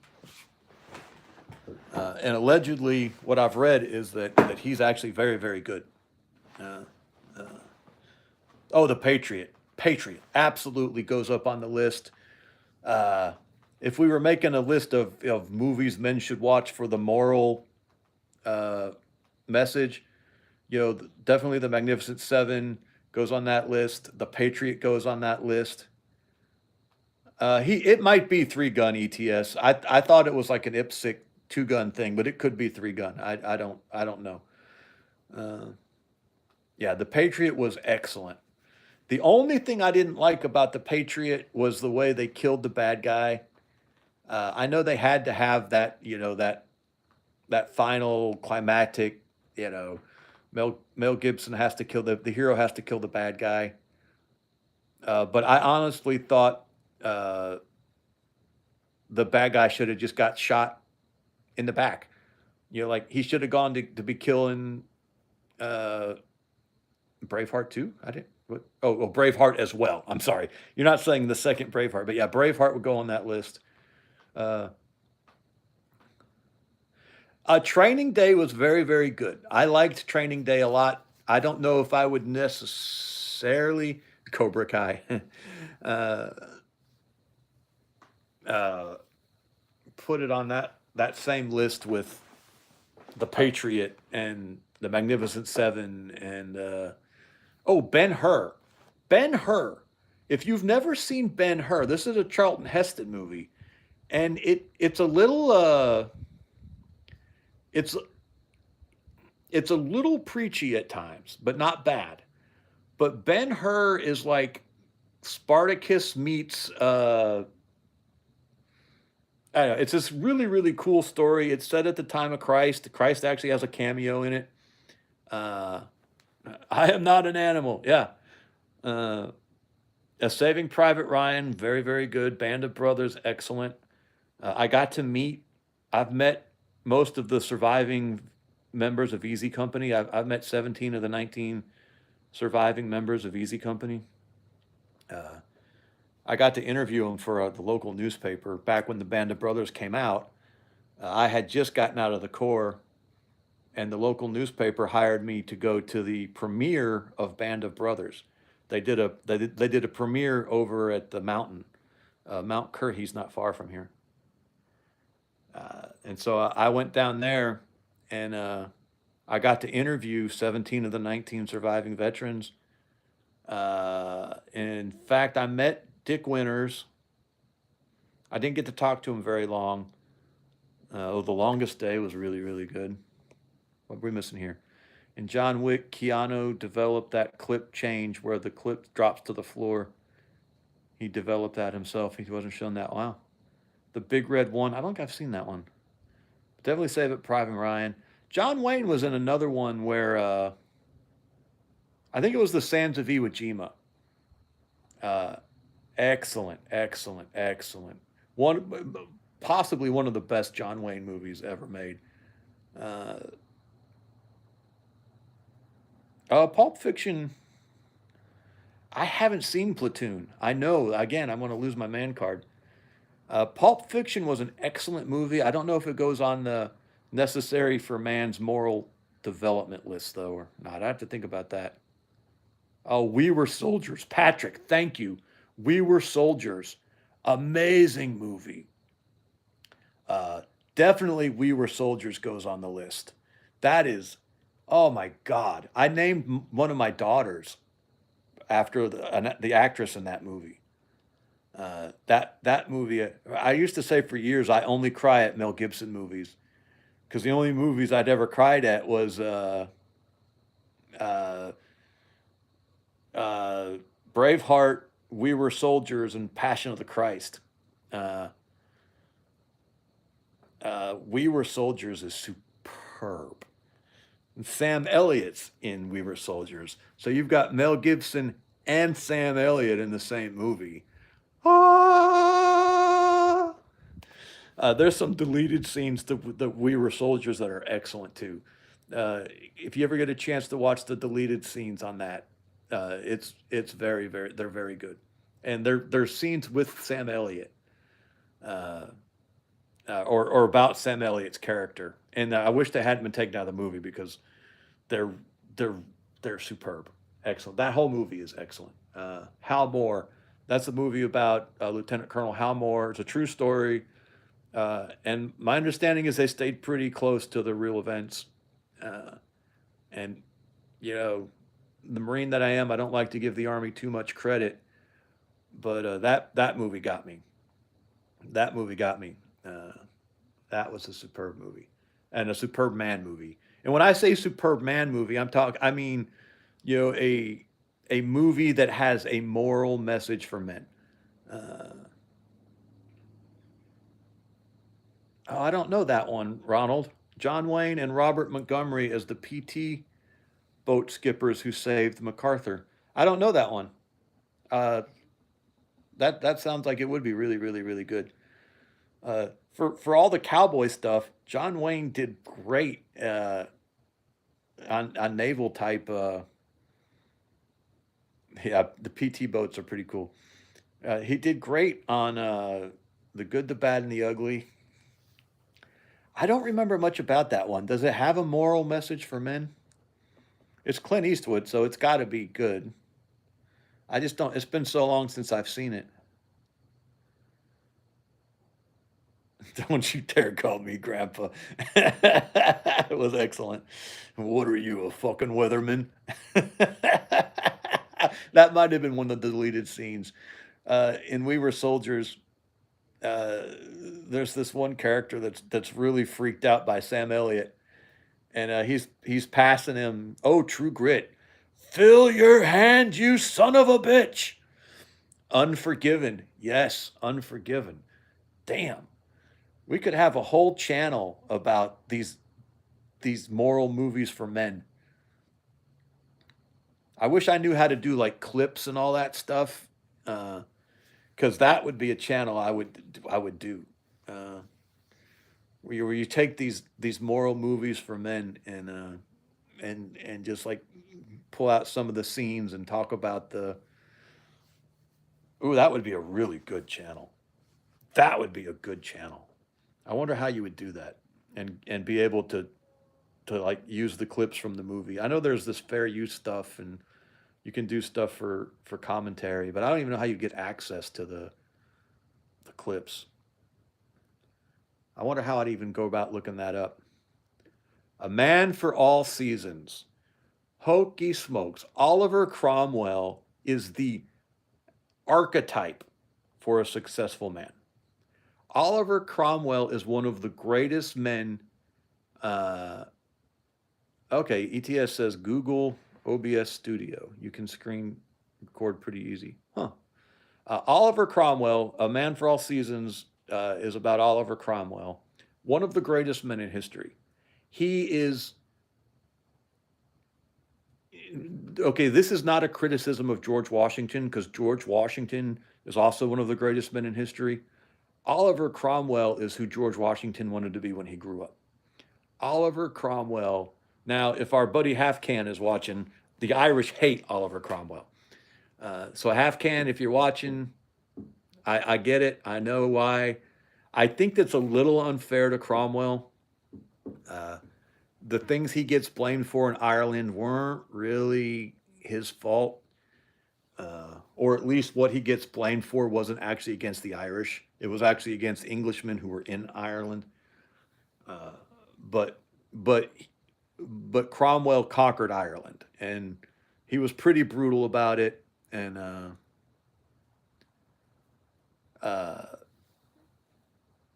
yeah, the Irish have a bone to pick with Oliver Cromwell. Oh, Mark does not like Cromwell. Uh-oh. What's wrong? Oh, Mark's Catholic. That's right. I forgot, Mark, you're Catholic. Yeah, no. Cromwell hated Catholics. Yes, no doubt. So the Irish and Catholics do not like Cromwell. But I think even a Catholic partisan has to admit that he was an extraordinary man. He was an absolutely extraordinary man. And he did believe in religious toleration between Christian sects, uh, sects. And while he was very hard on the Catholics, he was less hard on the Catholics than many of his contemporaries. Uh, oh, The Saint. I really liked The Saint, MGTOW Cowboy. I thought that was a very good movie. Val Kilmer was a troubled man, but he was an excellent actor. Uh, I never saw Gangs of New York. Oh, I wonder if we could put uh, Oh, come on, Zach. Tom Cruise, Val Kilmer, F-14 Tomcat, Top Gun. I wonder if we could put Top Gun on the movies for men, movies with morals for men list.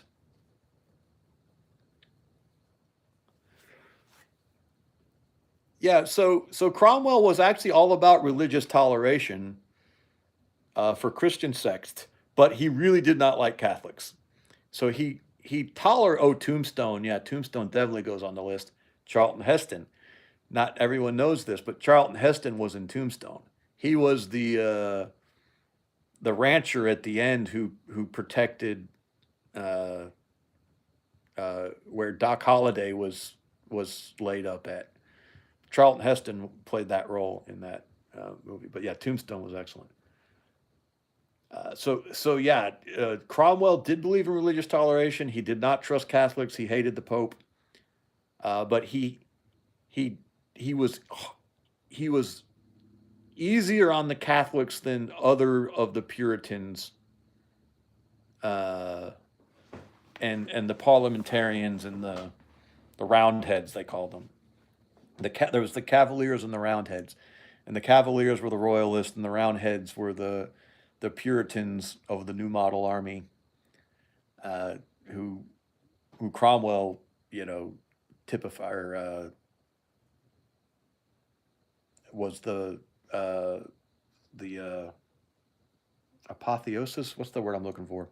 He was the highest, representation thereof. Uh, so I get it. Catholics are not going to like Cromwell, but he was not as bad on them as many of his contemporaries in England were at the time. It was a period of extreme anti-Catholic sentiment. Uh, but anywho, William Penn. Uh, William Penn was a Quaker, and I don't always trust Quakers. They could be very, very good at different periods, but especially in their early years, they were kind of social radicals, and they were not the religious conservatives we think of them as being. The early Quakers, and I don't remember where William Penn falls into all that, uh, but they had some pretty liberal views on women preachers, and they even kind of strayed into some proto socialism and proto communism. Uh, so if William Penn was on more, and even today, the Quakers can be incredibly liberal. Uh, Little known fact: uh, Richard Nixon was a Quaker. He grew up in a Quaker family. There's this. Oh, this is another movie that might should go on our list. It's called. It's Jimmy Stewart. He's a Quaker. Oh, what was the name of that movie? It's like Friends or Neighbor or anyway. Uh, but Nixon's related to that family. I am not a crook. But yeah, Richard Nixon grew up Quaker, and he actually kind of had to leave Quakerism. He served in World War II. He was in the Navy. I don't think he never saw combat, but he did go overseas. I want to say he was a supply officer. And so he kind of had to renounce Quakerism a little bit in order to serve in the war. Uh, Marquis de Sade. No, Shenandoah. It's not dissimilar to Shenandoah Ten Tigers, and Shenandoah probably belongs on this list too. But it actually has a very similar feel to Shenandoah because I think it is set in the Civil War even, or the Civil War has uh, is featured in there. Chuck Norris is related to Richard Nixon, Bill Clinton, and Ronald Reagan. I had no idea there was a nexus between those three people. You're like a vortex of political personalities there. Talk about getting pulled in three different directions. Yikes. Interstellar. Another make you think movie, although it really is kind of silly how they tie the loose ends together. I've never seen Interstellar. Shenandoah, whoever said that, who said Shenandoah? Ten Tigers, excellent movie, really, really, really good. Uh,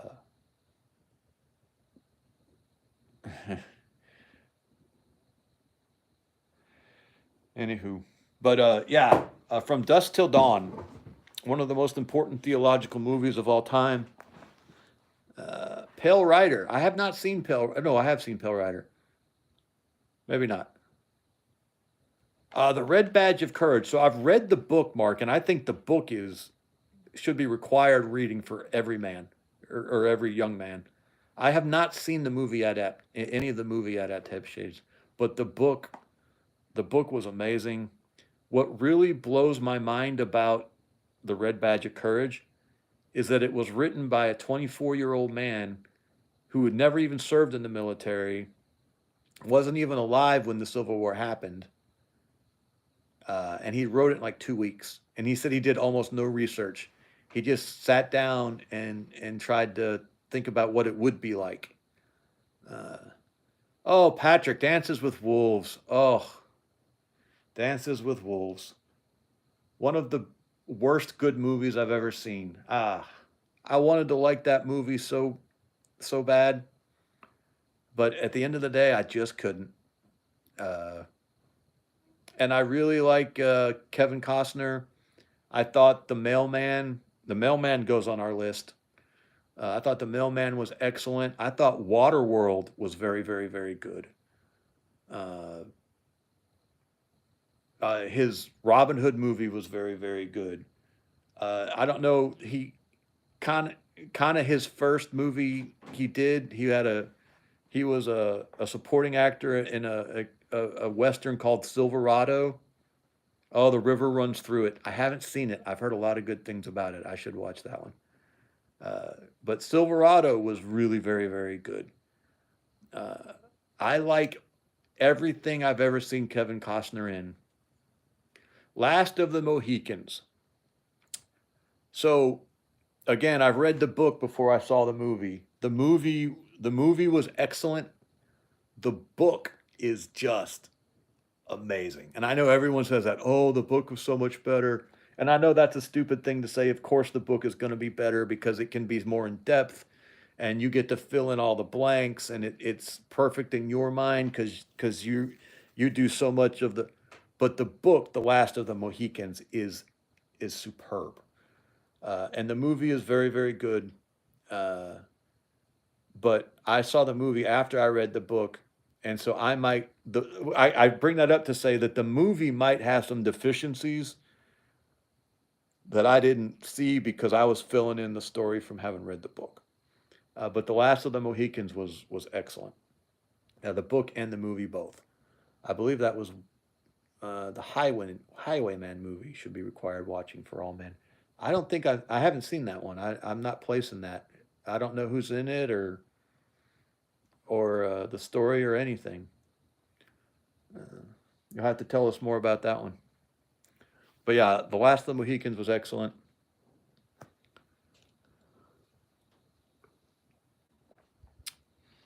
But the scene in From Dusk Till Dawn, you got to watch the whole movie, and some of you might not like a lot of the movie because it's a little rough. It's Tarantino and Robert Rodriguez, and Robert Rodriguez technically wrote it and directed it, but Tarantino like took it over, and the movie very much reflects Tarantino like rewrote the script. He directed the first half of it, uh, so it's very heavily Tarantino influenced.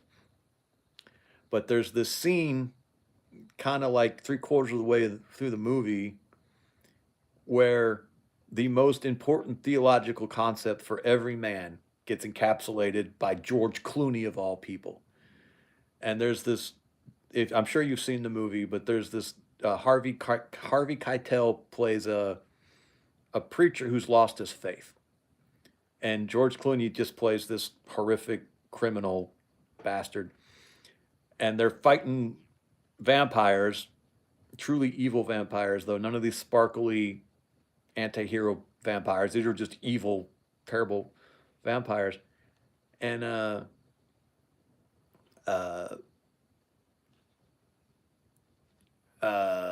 Kevin Costner and Woody Harrelson.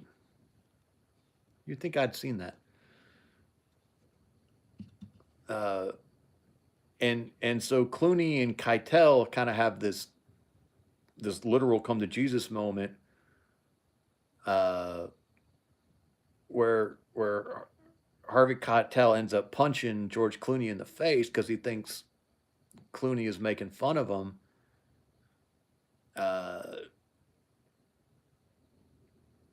yeah, I really did like the Kill Bill movies for the most part, Patrick, because Clooney is like he starts saying, I can't remember the exact scene, but the way it comes out is, uh, they're fighting these evil vampires, and George Clooney says, "Look, we need." He's mad at Keitel for having lost his faith. He's like, there's got to be a God, because Legends of the Fall was very, very good, because we're fighting evil, and that evil came straight from hell, and if there's a hell, then there has to be a heaven. There has to be, and you're a faithless preacher, and what we need is a mean motherfucking child of God, because a mean motherfucking child of God can bless the tap water and make it holy. And he kind of lists all these things that, a mean motherfucking child of God can fight this evil. So are you a faithless preacher, or are you a mean motherfucking child of God? And Keitel gets his faith back at that point, and he's like, no, you're right. I'm a mean child of God. And then that's when they turn it around, and he does literally, he's not Catholic. He's a like a Baptist or something, but he does bless the tap water and make it holy water. And they make crosses out of chair legs and stuff. And that's when they turn it around and they go and defeat the vampires, because the faithless preacher realized that he was a mean motherfucking child of God. It is a great moment. It's pretty raw, it's heavy on the swearing and the blood and the gore, and of course there's Salma Hayek in a bikini, which, if you ever want proof that there's a God and he loves us, Salma Hayek in a bikini is close to being the irrefutable proof of that claim. That woman burns me to the ground. But great movie, great moment, great. Oh, it was just a great, like, yes, yes, we gotta be mean motherfucking children of God, and we gotta go slay the vampires. It was awesome, absolutely awesome. Uh, yeah, Salma Hayek is pretty amazing. I haven't seen Magnum Force, Migto. That's interesting. Probably any Clint Eastwood movie is going to go on the list, though. Oh, the one. Oh, Patrick E. Another movie that goes on that same list with Dances with Wolves, where it's like I loved the whole movie except for the message. Because with Dances with Wolves, I loved the whole movie except for the message. Another one that goes on that list is No Country for Old Men. I watched that movie, and while I was watching that movie, I said to myself, this might be the greatest movie of all time. This might be one of the greatest movies ever made. And then it ended. And I thought it was the last 2 minutes of that movie wrecked the whole thing. Lance Corporal Veterans here. How you doing, sir? Yeah, the favorite part of the conversation. And I was just staring at the screen going, how? Why? How did you take this this perfect movie and make it meaningless and worthless at the end? I don't doubt the book is way better, Carr. Uh, but yeah, I just sat there staring at the screen, and I was mad. I was like angry. Uh, it just could have been such a wonderful movie, and it ended up just being a masturbatory mess. It just ugh. Anyway, I haven't seen Falling Down. not even familiar with it. I can't even place anything about it. But anywho, wow, good conversation. You men are always the interesting ones. I don't even try to like. I come up with topics, but I know that you guys are going to go off on a direction that is just going to be so much better than anything I could ever think of.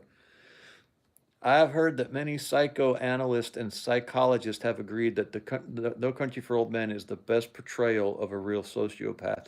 Huh. Oh, Michael Douglas and Robert Duvall. So that's got to be good.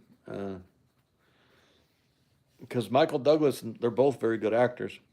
You know, a movie that should have been good and that I did not enjoy at all, and I don't know why, but the movie Heat, and it's got Robert De Niro and uh, who's that guy? Everyone always they're so much alike. It's De Niro and the other tough guy, uh, uh, gangster type. It's Robert De Niro and well, anyway, and Val Kilmer's in it too. And it should have just been an amazing movie, just off of those three. Patrick says Falling Down is a great movie. Weird vibe though. Al Pacino, thank you, ETS. Al Pacino and Robert De Niro and Val Kilmer. It should have been an amazing movie, and it was not. And it wasn't bad. I mean, it wasn't a terrible movie, but just with those three actors in it, it should have just been mind blowing. And it was just sort of, eh. That was very disappointing. I had very high hopes for that one. But anyway, Joe Pesci is pretty fun. I like Joe Pesci. My favorite Joe Pesci performance is in uh, Lethal Weapon. One of the character he plays in Lethal Weapon. Okay, okay. He's very funny in Lethal Weapon. But Mel Gibson. Pulp Fiction had the same vibe as Falling Down. I I liked Pulp Fiction. Portions of it were very, very, very good. And it's Quentin Tarantino and it's the classic, the whole nine yards. It's not my favorite. Now, I have not seen Gods and Generals, and I have not seen Goodfellas. Or I did see Goodfellas. I don't know. Those mob movies all run together for me, and I don't enjoy mob movies generally. Just have a really hard time romanticizing the mob because they were really terrible people. Uh, and so, like, here's an example of why. So I don't know. You've probably heard of the Stonewall riots. If you haven't heard of the Stonewall riots, you should at least look into it because it was one of the more significant events in our history. The Stonewall Inn uh, was this abandoned. Well, it was this illegal underground club that was being run by the mob back in the '60s, and it was a gay club. And so they would go to these abandoned buildings, and they would just like take them over. Oh, Willow is excellent. Willow may be my favorite Val Kilmer movie of all time. There is also a book of Willow, and the book is very, very good too. Uh, but yeah, the movie Willow is excellent. Anyway, so the mob opens this sort of like this pop up underground gay club because they being gay at the time was illegal and everything, and so the mob was the one running the gay clubs. And so they had done one of these pop-up gay clubs at the Stonewall Inn, this like abandoned, rundown property, and the cops raided it. And the gays inside the club rioted, and it's considered the beginning of the gay rights movement. And it was 67, 60, I can't remember, but it was back during that period when all the craziness was happening. Uh, and it marks the beginning of the gay rights movement in America. And in fact, it is now a National Historic Site in America. Uh, and that was all facilitated by the mob because they were just petty criminals. They were running gay clubs because they could make money running these illegal underground clubs, and it facilitates this riot, and it gets turned into a cause celeb. So I just don't. I have a hard time romanticizing the mob. Same thing with like Jesse James, not a good guy. Who else? Yeah, anything like that. I'm like, you know, it's one thing if it's fantasy, but the mob was real, you know, and they're still around, and they just were not. You know, we all get this idea of the. So like I liked Scarface was a fun movie, but you know we think of mobsters as like these over the top 1950s zoot suit wearing, you know, criminals with a heart of gold that will only fight each other. But in reality, they were just vicious, violent, petty uh, thugs who hurt people. The Lone Ranger was a great show. There was a movie in the '80s that was pretty good. Uh, that modern one with Johnny Depp wasn't bad. I don't know if y'all saw that or not. Johnny Depp played Tonto, uh, and it was pretty good. Oh, A Bronx Tale. I have not seen that, but I've heard good things about it. Uh, but like I said, I just don't watch mob movies, and I also don't watch horror movies because they scare me. The Rockies are very good. Uh, all the Rockies are good. Yeah, they would definitely go on the list. Even some of the Rambos go on the list. Not all of the Rambos, but some of the Rambos. Uh, Boondocks. Oh, Nona's here. Hey, Nona. Boondock Saints. Interesting. So this list, Nona, I don't know how long you've been with us this evening. Uh, Young Guns. Interesting. So we're talking about not just man movies, but movies with morals for men, where it's like the movie has a moral message that men should uh, at least engage with. So it's not necessarily just great movies that men like. It's great movies that men like that have a moral message about a man or masculinity. So We Were Soldiers, Braveheart, a lot of Mel Gibson's on the list. Well, I'm not sure, Nona. We would have to at least think about it because there's definitely something there. You know, brotherhood. And there's an interplay between the brothers and the father. You know, there's loyalty to a culture. We would, oh, the Titanic. Don't get me started on the Titanic. There's two different movies in the Titanic. Somebody made this powerful, moving, incredible documentary about the sinking of the Titanic, and it was superb. The parts of that movie that are about the boat are amazing. But why did they have to superimpose this incredibly stupid 80s teen romance on top of it? I'll never understand. You know, the parts with Jack and Rose are awful, and the parts with the boat are amazing. That's why it's a 3 hour movie because it's two different movies. They just superimpose this 80s teen drama on top of the, oh, Full Metal Jacket. Interesting, ETS. Would that go on the list? What's the moral for the men in Full Metal Jacket? Because I like Full Metal Jacket a lot, but does it have a moral message for men? And I'm not 100% sure it does. That would be an interesting discussion to have. I think Boondock Saints goes into that same. Oh God, Desperado and Once Upon a Time in Mexico were also very, very, very good movies. Uh, I think Desperado could go on the list. I think it does have a moral message for men. Uh, Once Upon a Time in Mexico, I'm not so sure about. I only saw that once, and I was so mad that Salma Hayek wasn't in it for very much. Johnny Depp was really good in that, though. Johnny Depp played a great bad guy in that. Are you a Mexican or a Mexicant? Uh, I haven't seen Hard Candy, but Boondock Saints is an excellent, enjoyable movie, as is Full Metal Jacket.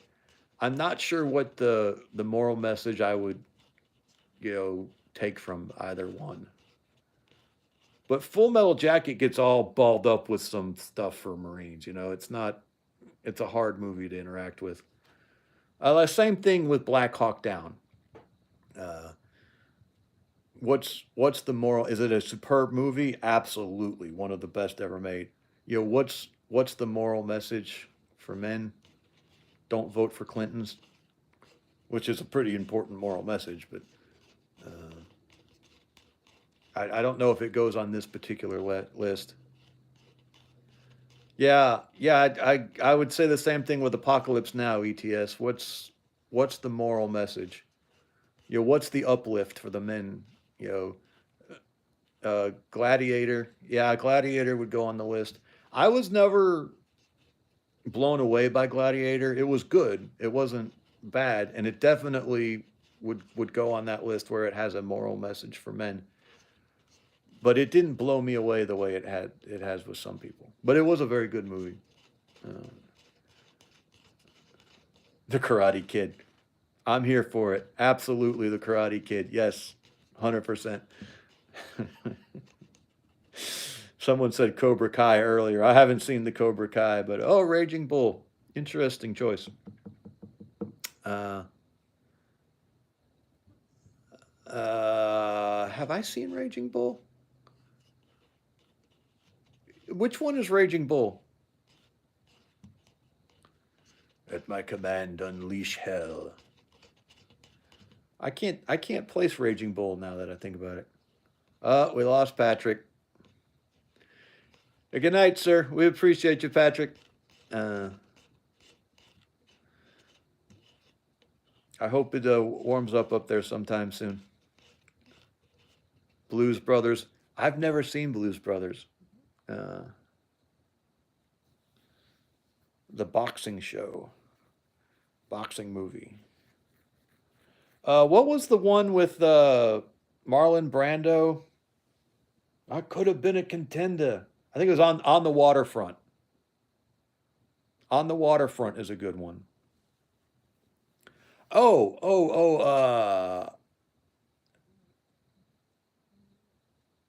oh. Uh, uh, Lilies of the Field. It's not as well known, but if you've never seen Lilies of the Field, excellent. Yeah, On the Waterfront was excellent. I think it would go on this list. Lilies of the Field is the black guy, such a good actor. Why can I not remember his name? They call me Mr. Tibbs. I can't remember his name now. I keep wanting to say Laurence Olivier, but it's not him. Sidney Poitier, thank you. Sidney Poitier in Lilies of the Field would go on this list. Excellent movie. It's not an action movie, but very, very good. No, it was on the waterfront, MGTOW Cowboy. I haven't seen Streetcar Named Desire, but that is Marlon Brando. I just haven't seen it. On the Waterfront would go on this list. He plays a boxer who's kind of dealing with his failures in life, and they made him take a dive in a fight, and his brother was kind of part of. Anyway, it's a really good movie, and it would definitely go on this list. Sergeant York.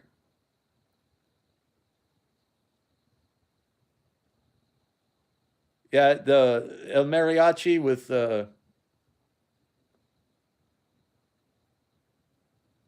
have not seen Flowers in the Attic, but Sergeant York definitely goes on this list. That's a superb movie. There's a my favorite poem is Gunga Din by Rudyard Kipling.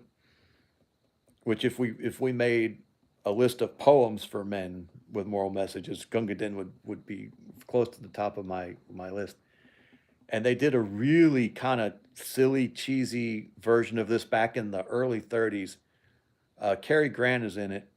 Uh, and actually, that would go on my list too, because it's Gunga Din. Red Fern Grows, interesting one. So I would definitely put Old Yeller on the list.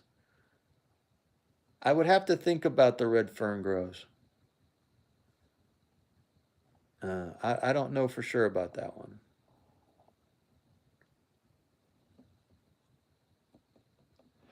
Probably though.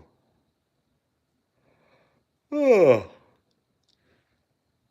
For me, I mean, this is my list. I mean, obviously, Copland. Yeah, that was a.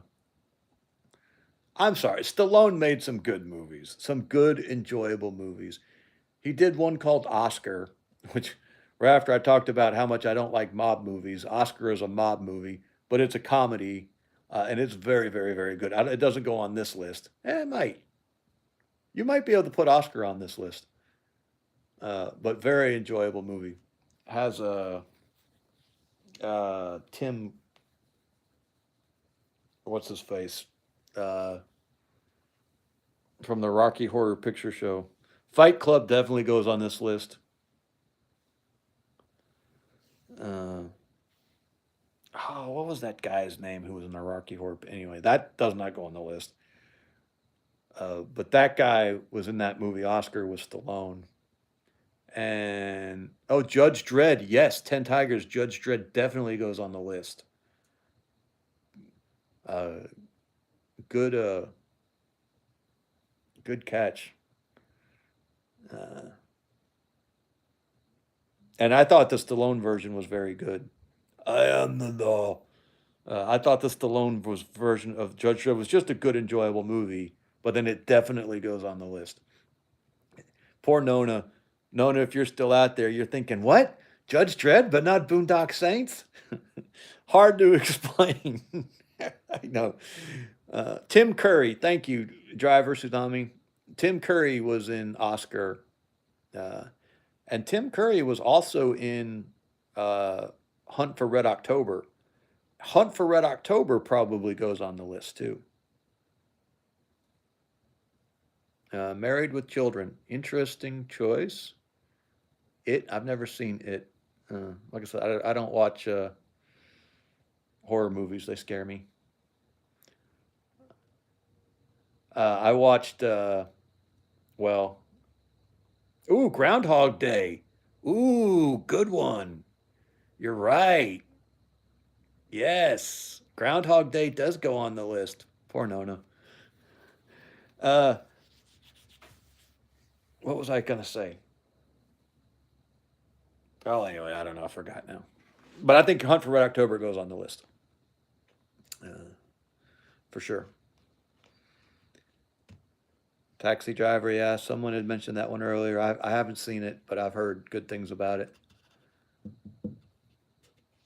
You looking at me? You talking to me? I always, I always struggle with uh, depictions of Marines because, of course, they never come across as accurate, except for Full Metal Jacket. Yeah, some of these are definitely not for children, Mark.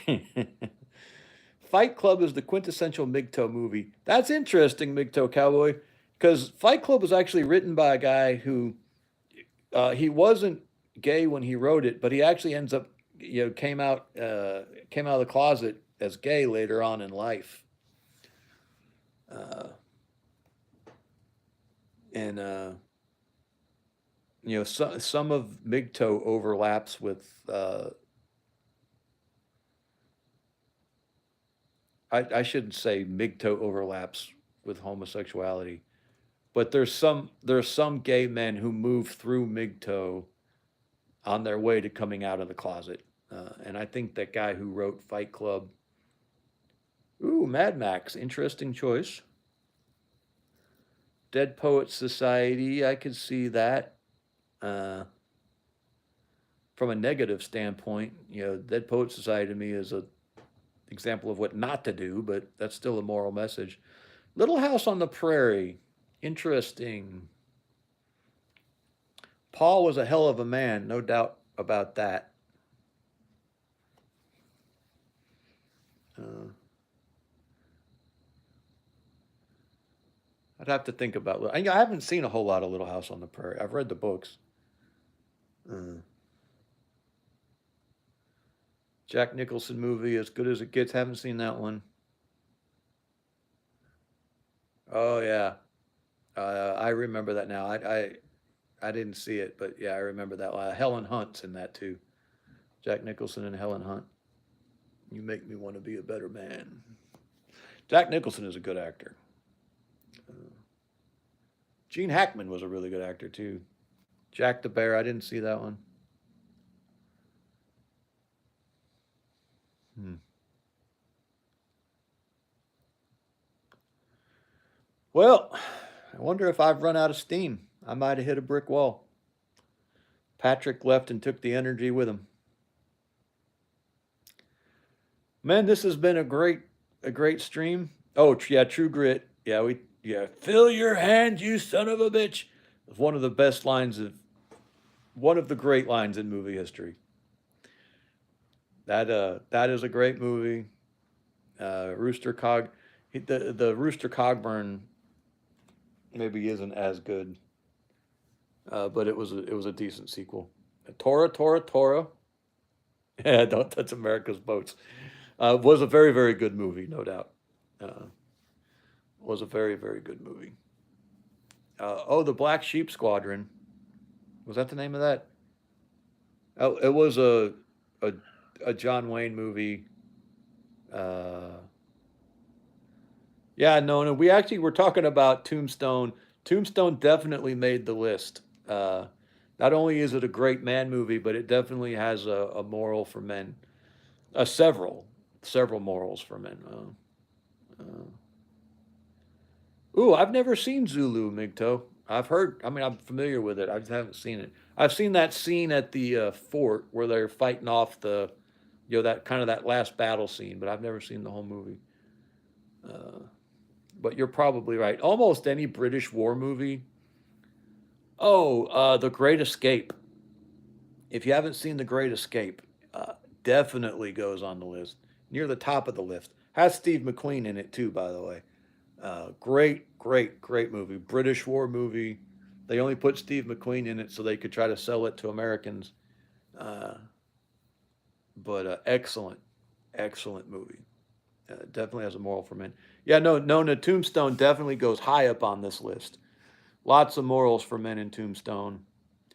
And the way we got talking about this, Nona, was somehow we were talking about actors that, as men, we could trust. And Charlton Heston was on that list. And Charlton Heston is in Tombstone. He's the rancher in the final, sort of the final scene there.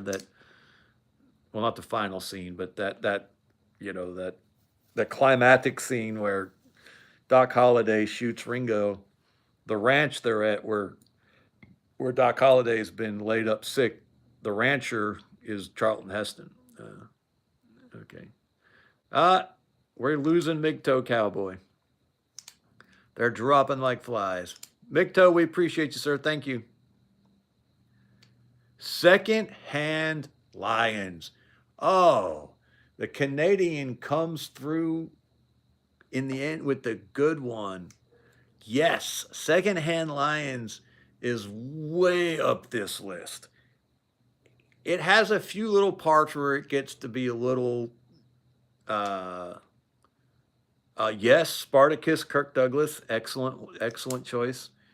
But yes, Secondhand Lion goes way up this list. Excellent movie. Michael Caine, and I think is it Robert Duvall? Is that Robert Duvall in that with him with Michael Caine? Uh, way up that list. Way up that list. Secondhand Lions is excellent. But yeah, no, Tombstone. is also way up this list. Very, very high up the list. But anywho, yeah, good catch on Secondhand Lions. That's a movie you can definitely draw some lessons, life lessons for men from. Okay.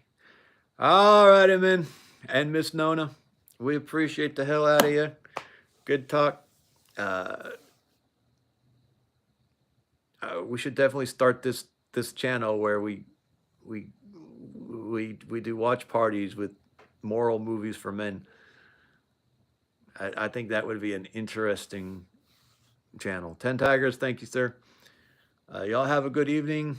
Hopefully I will, no, I will not see you next week. We are out of town next week, and there's just no way I'm going to get a live stream done next week.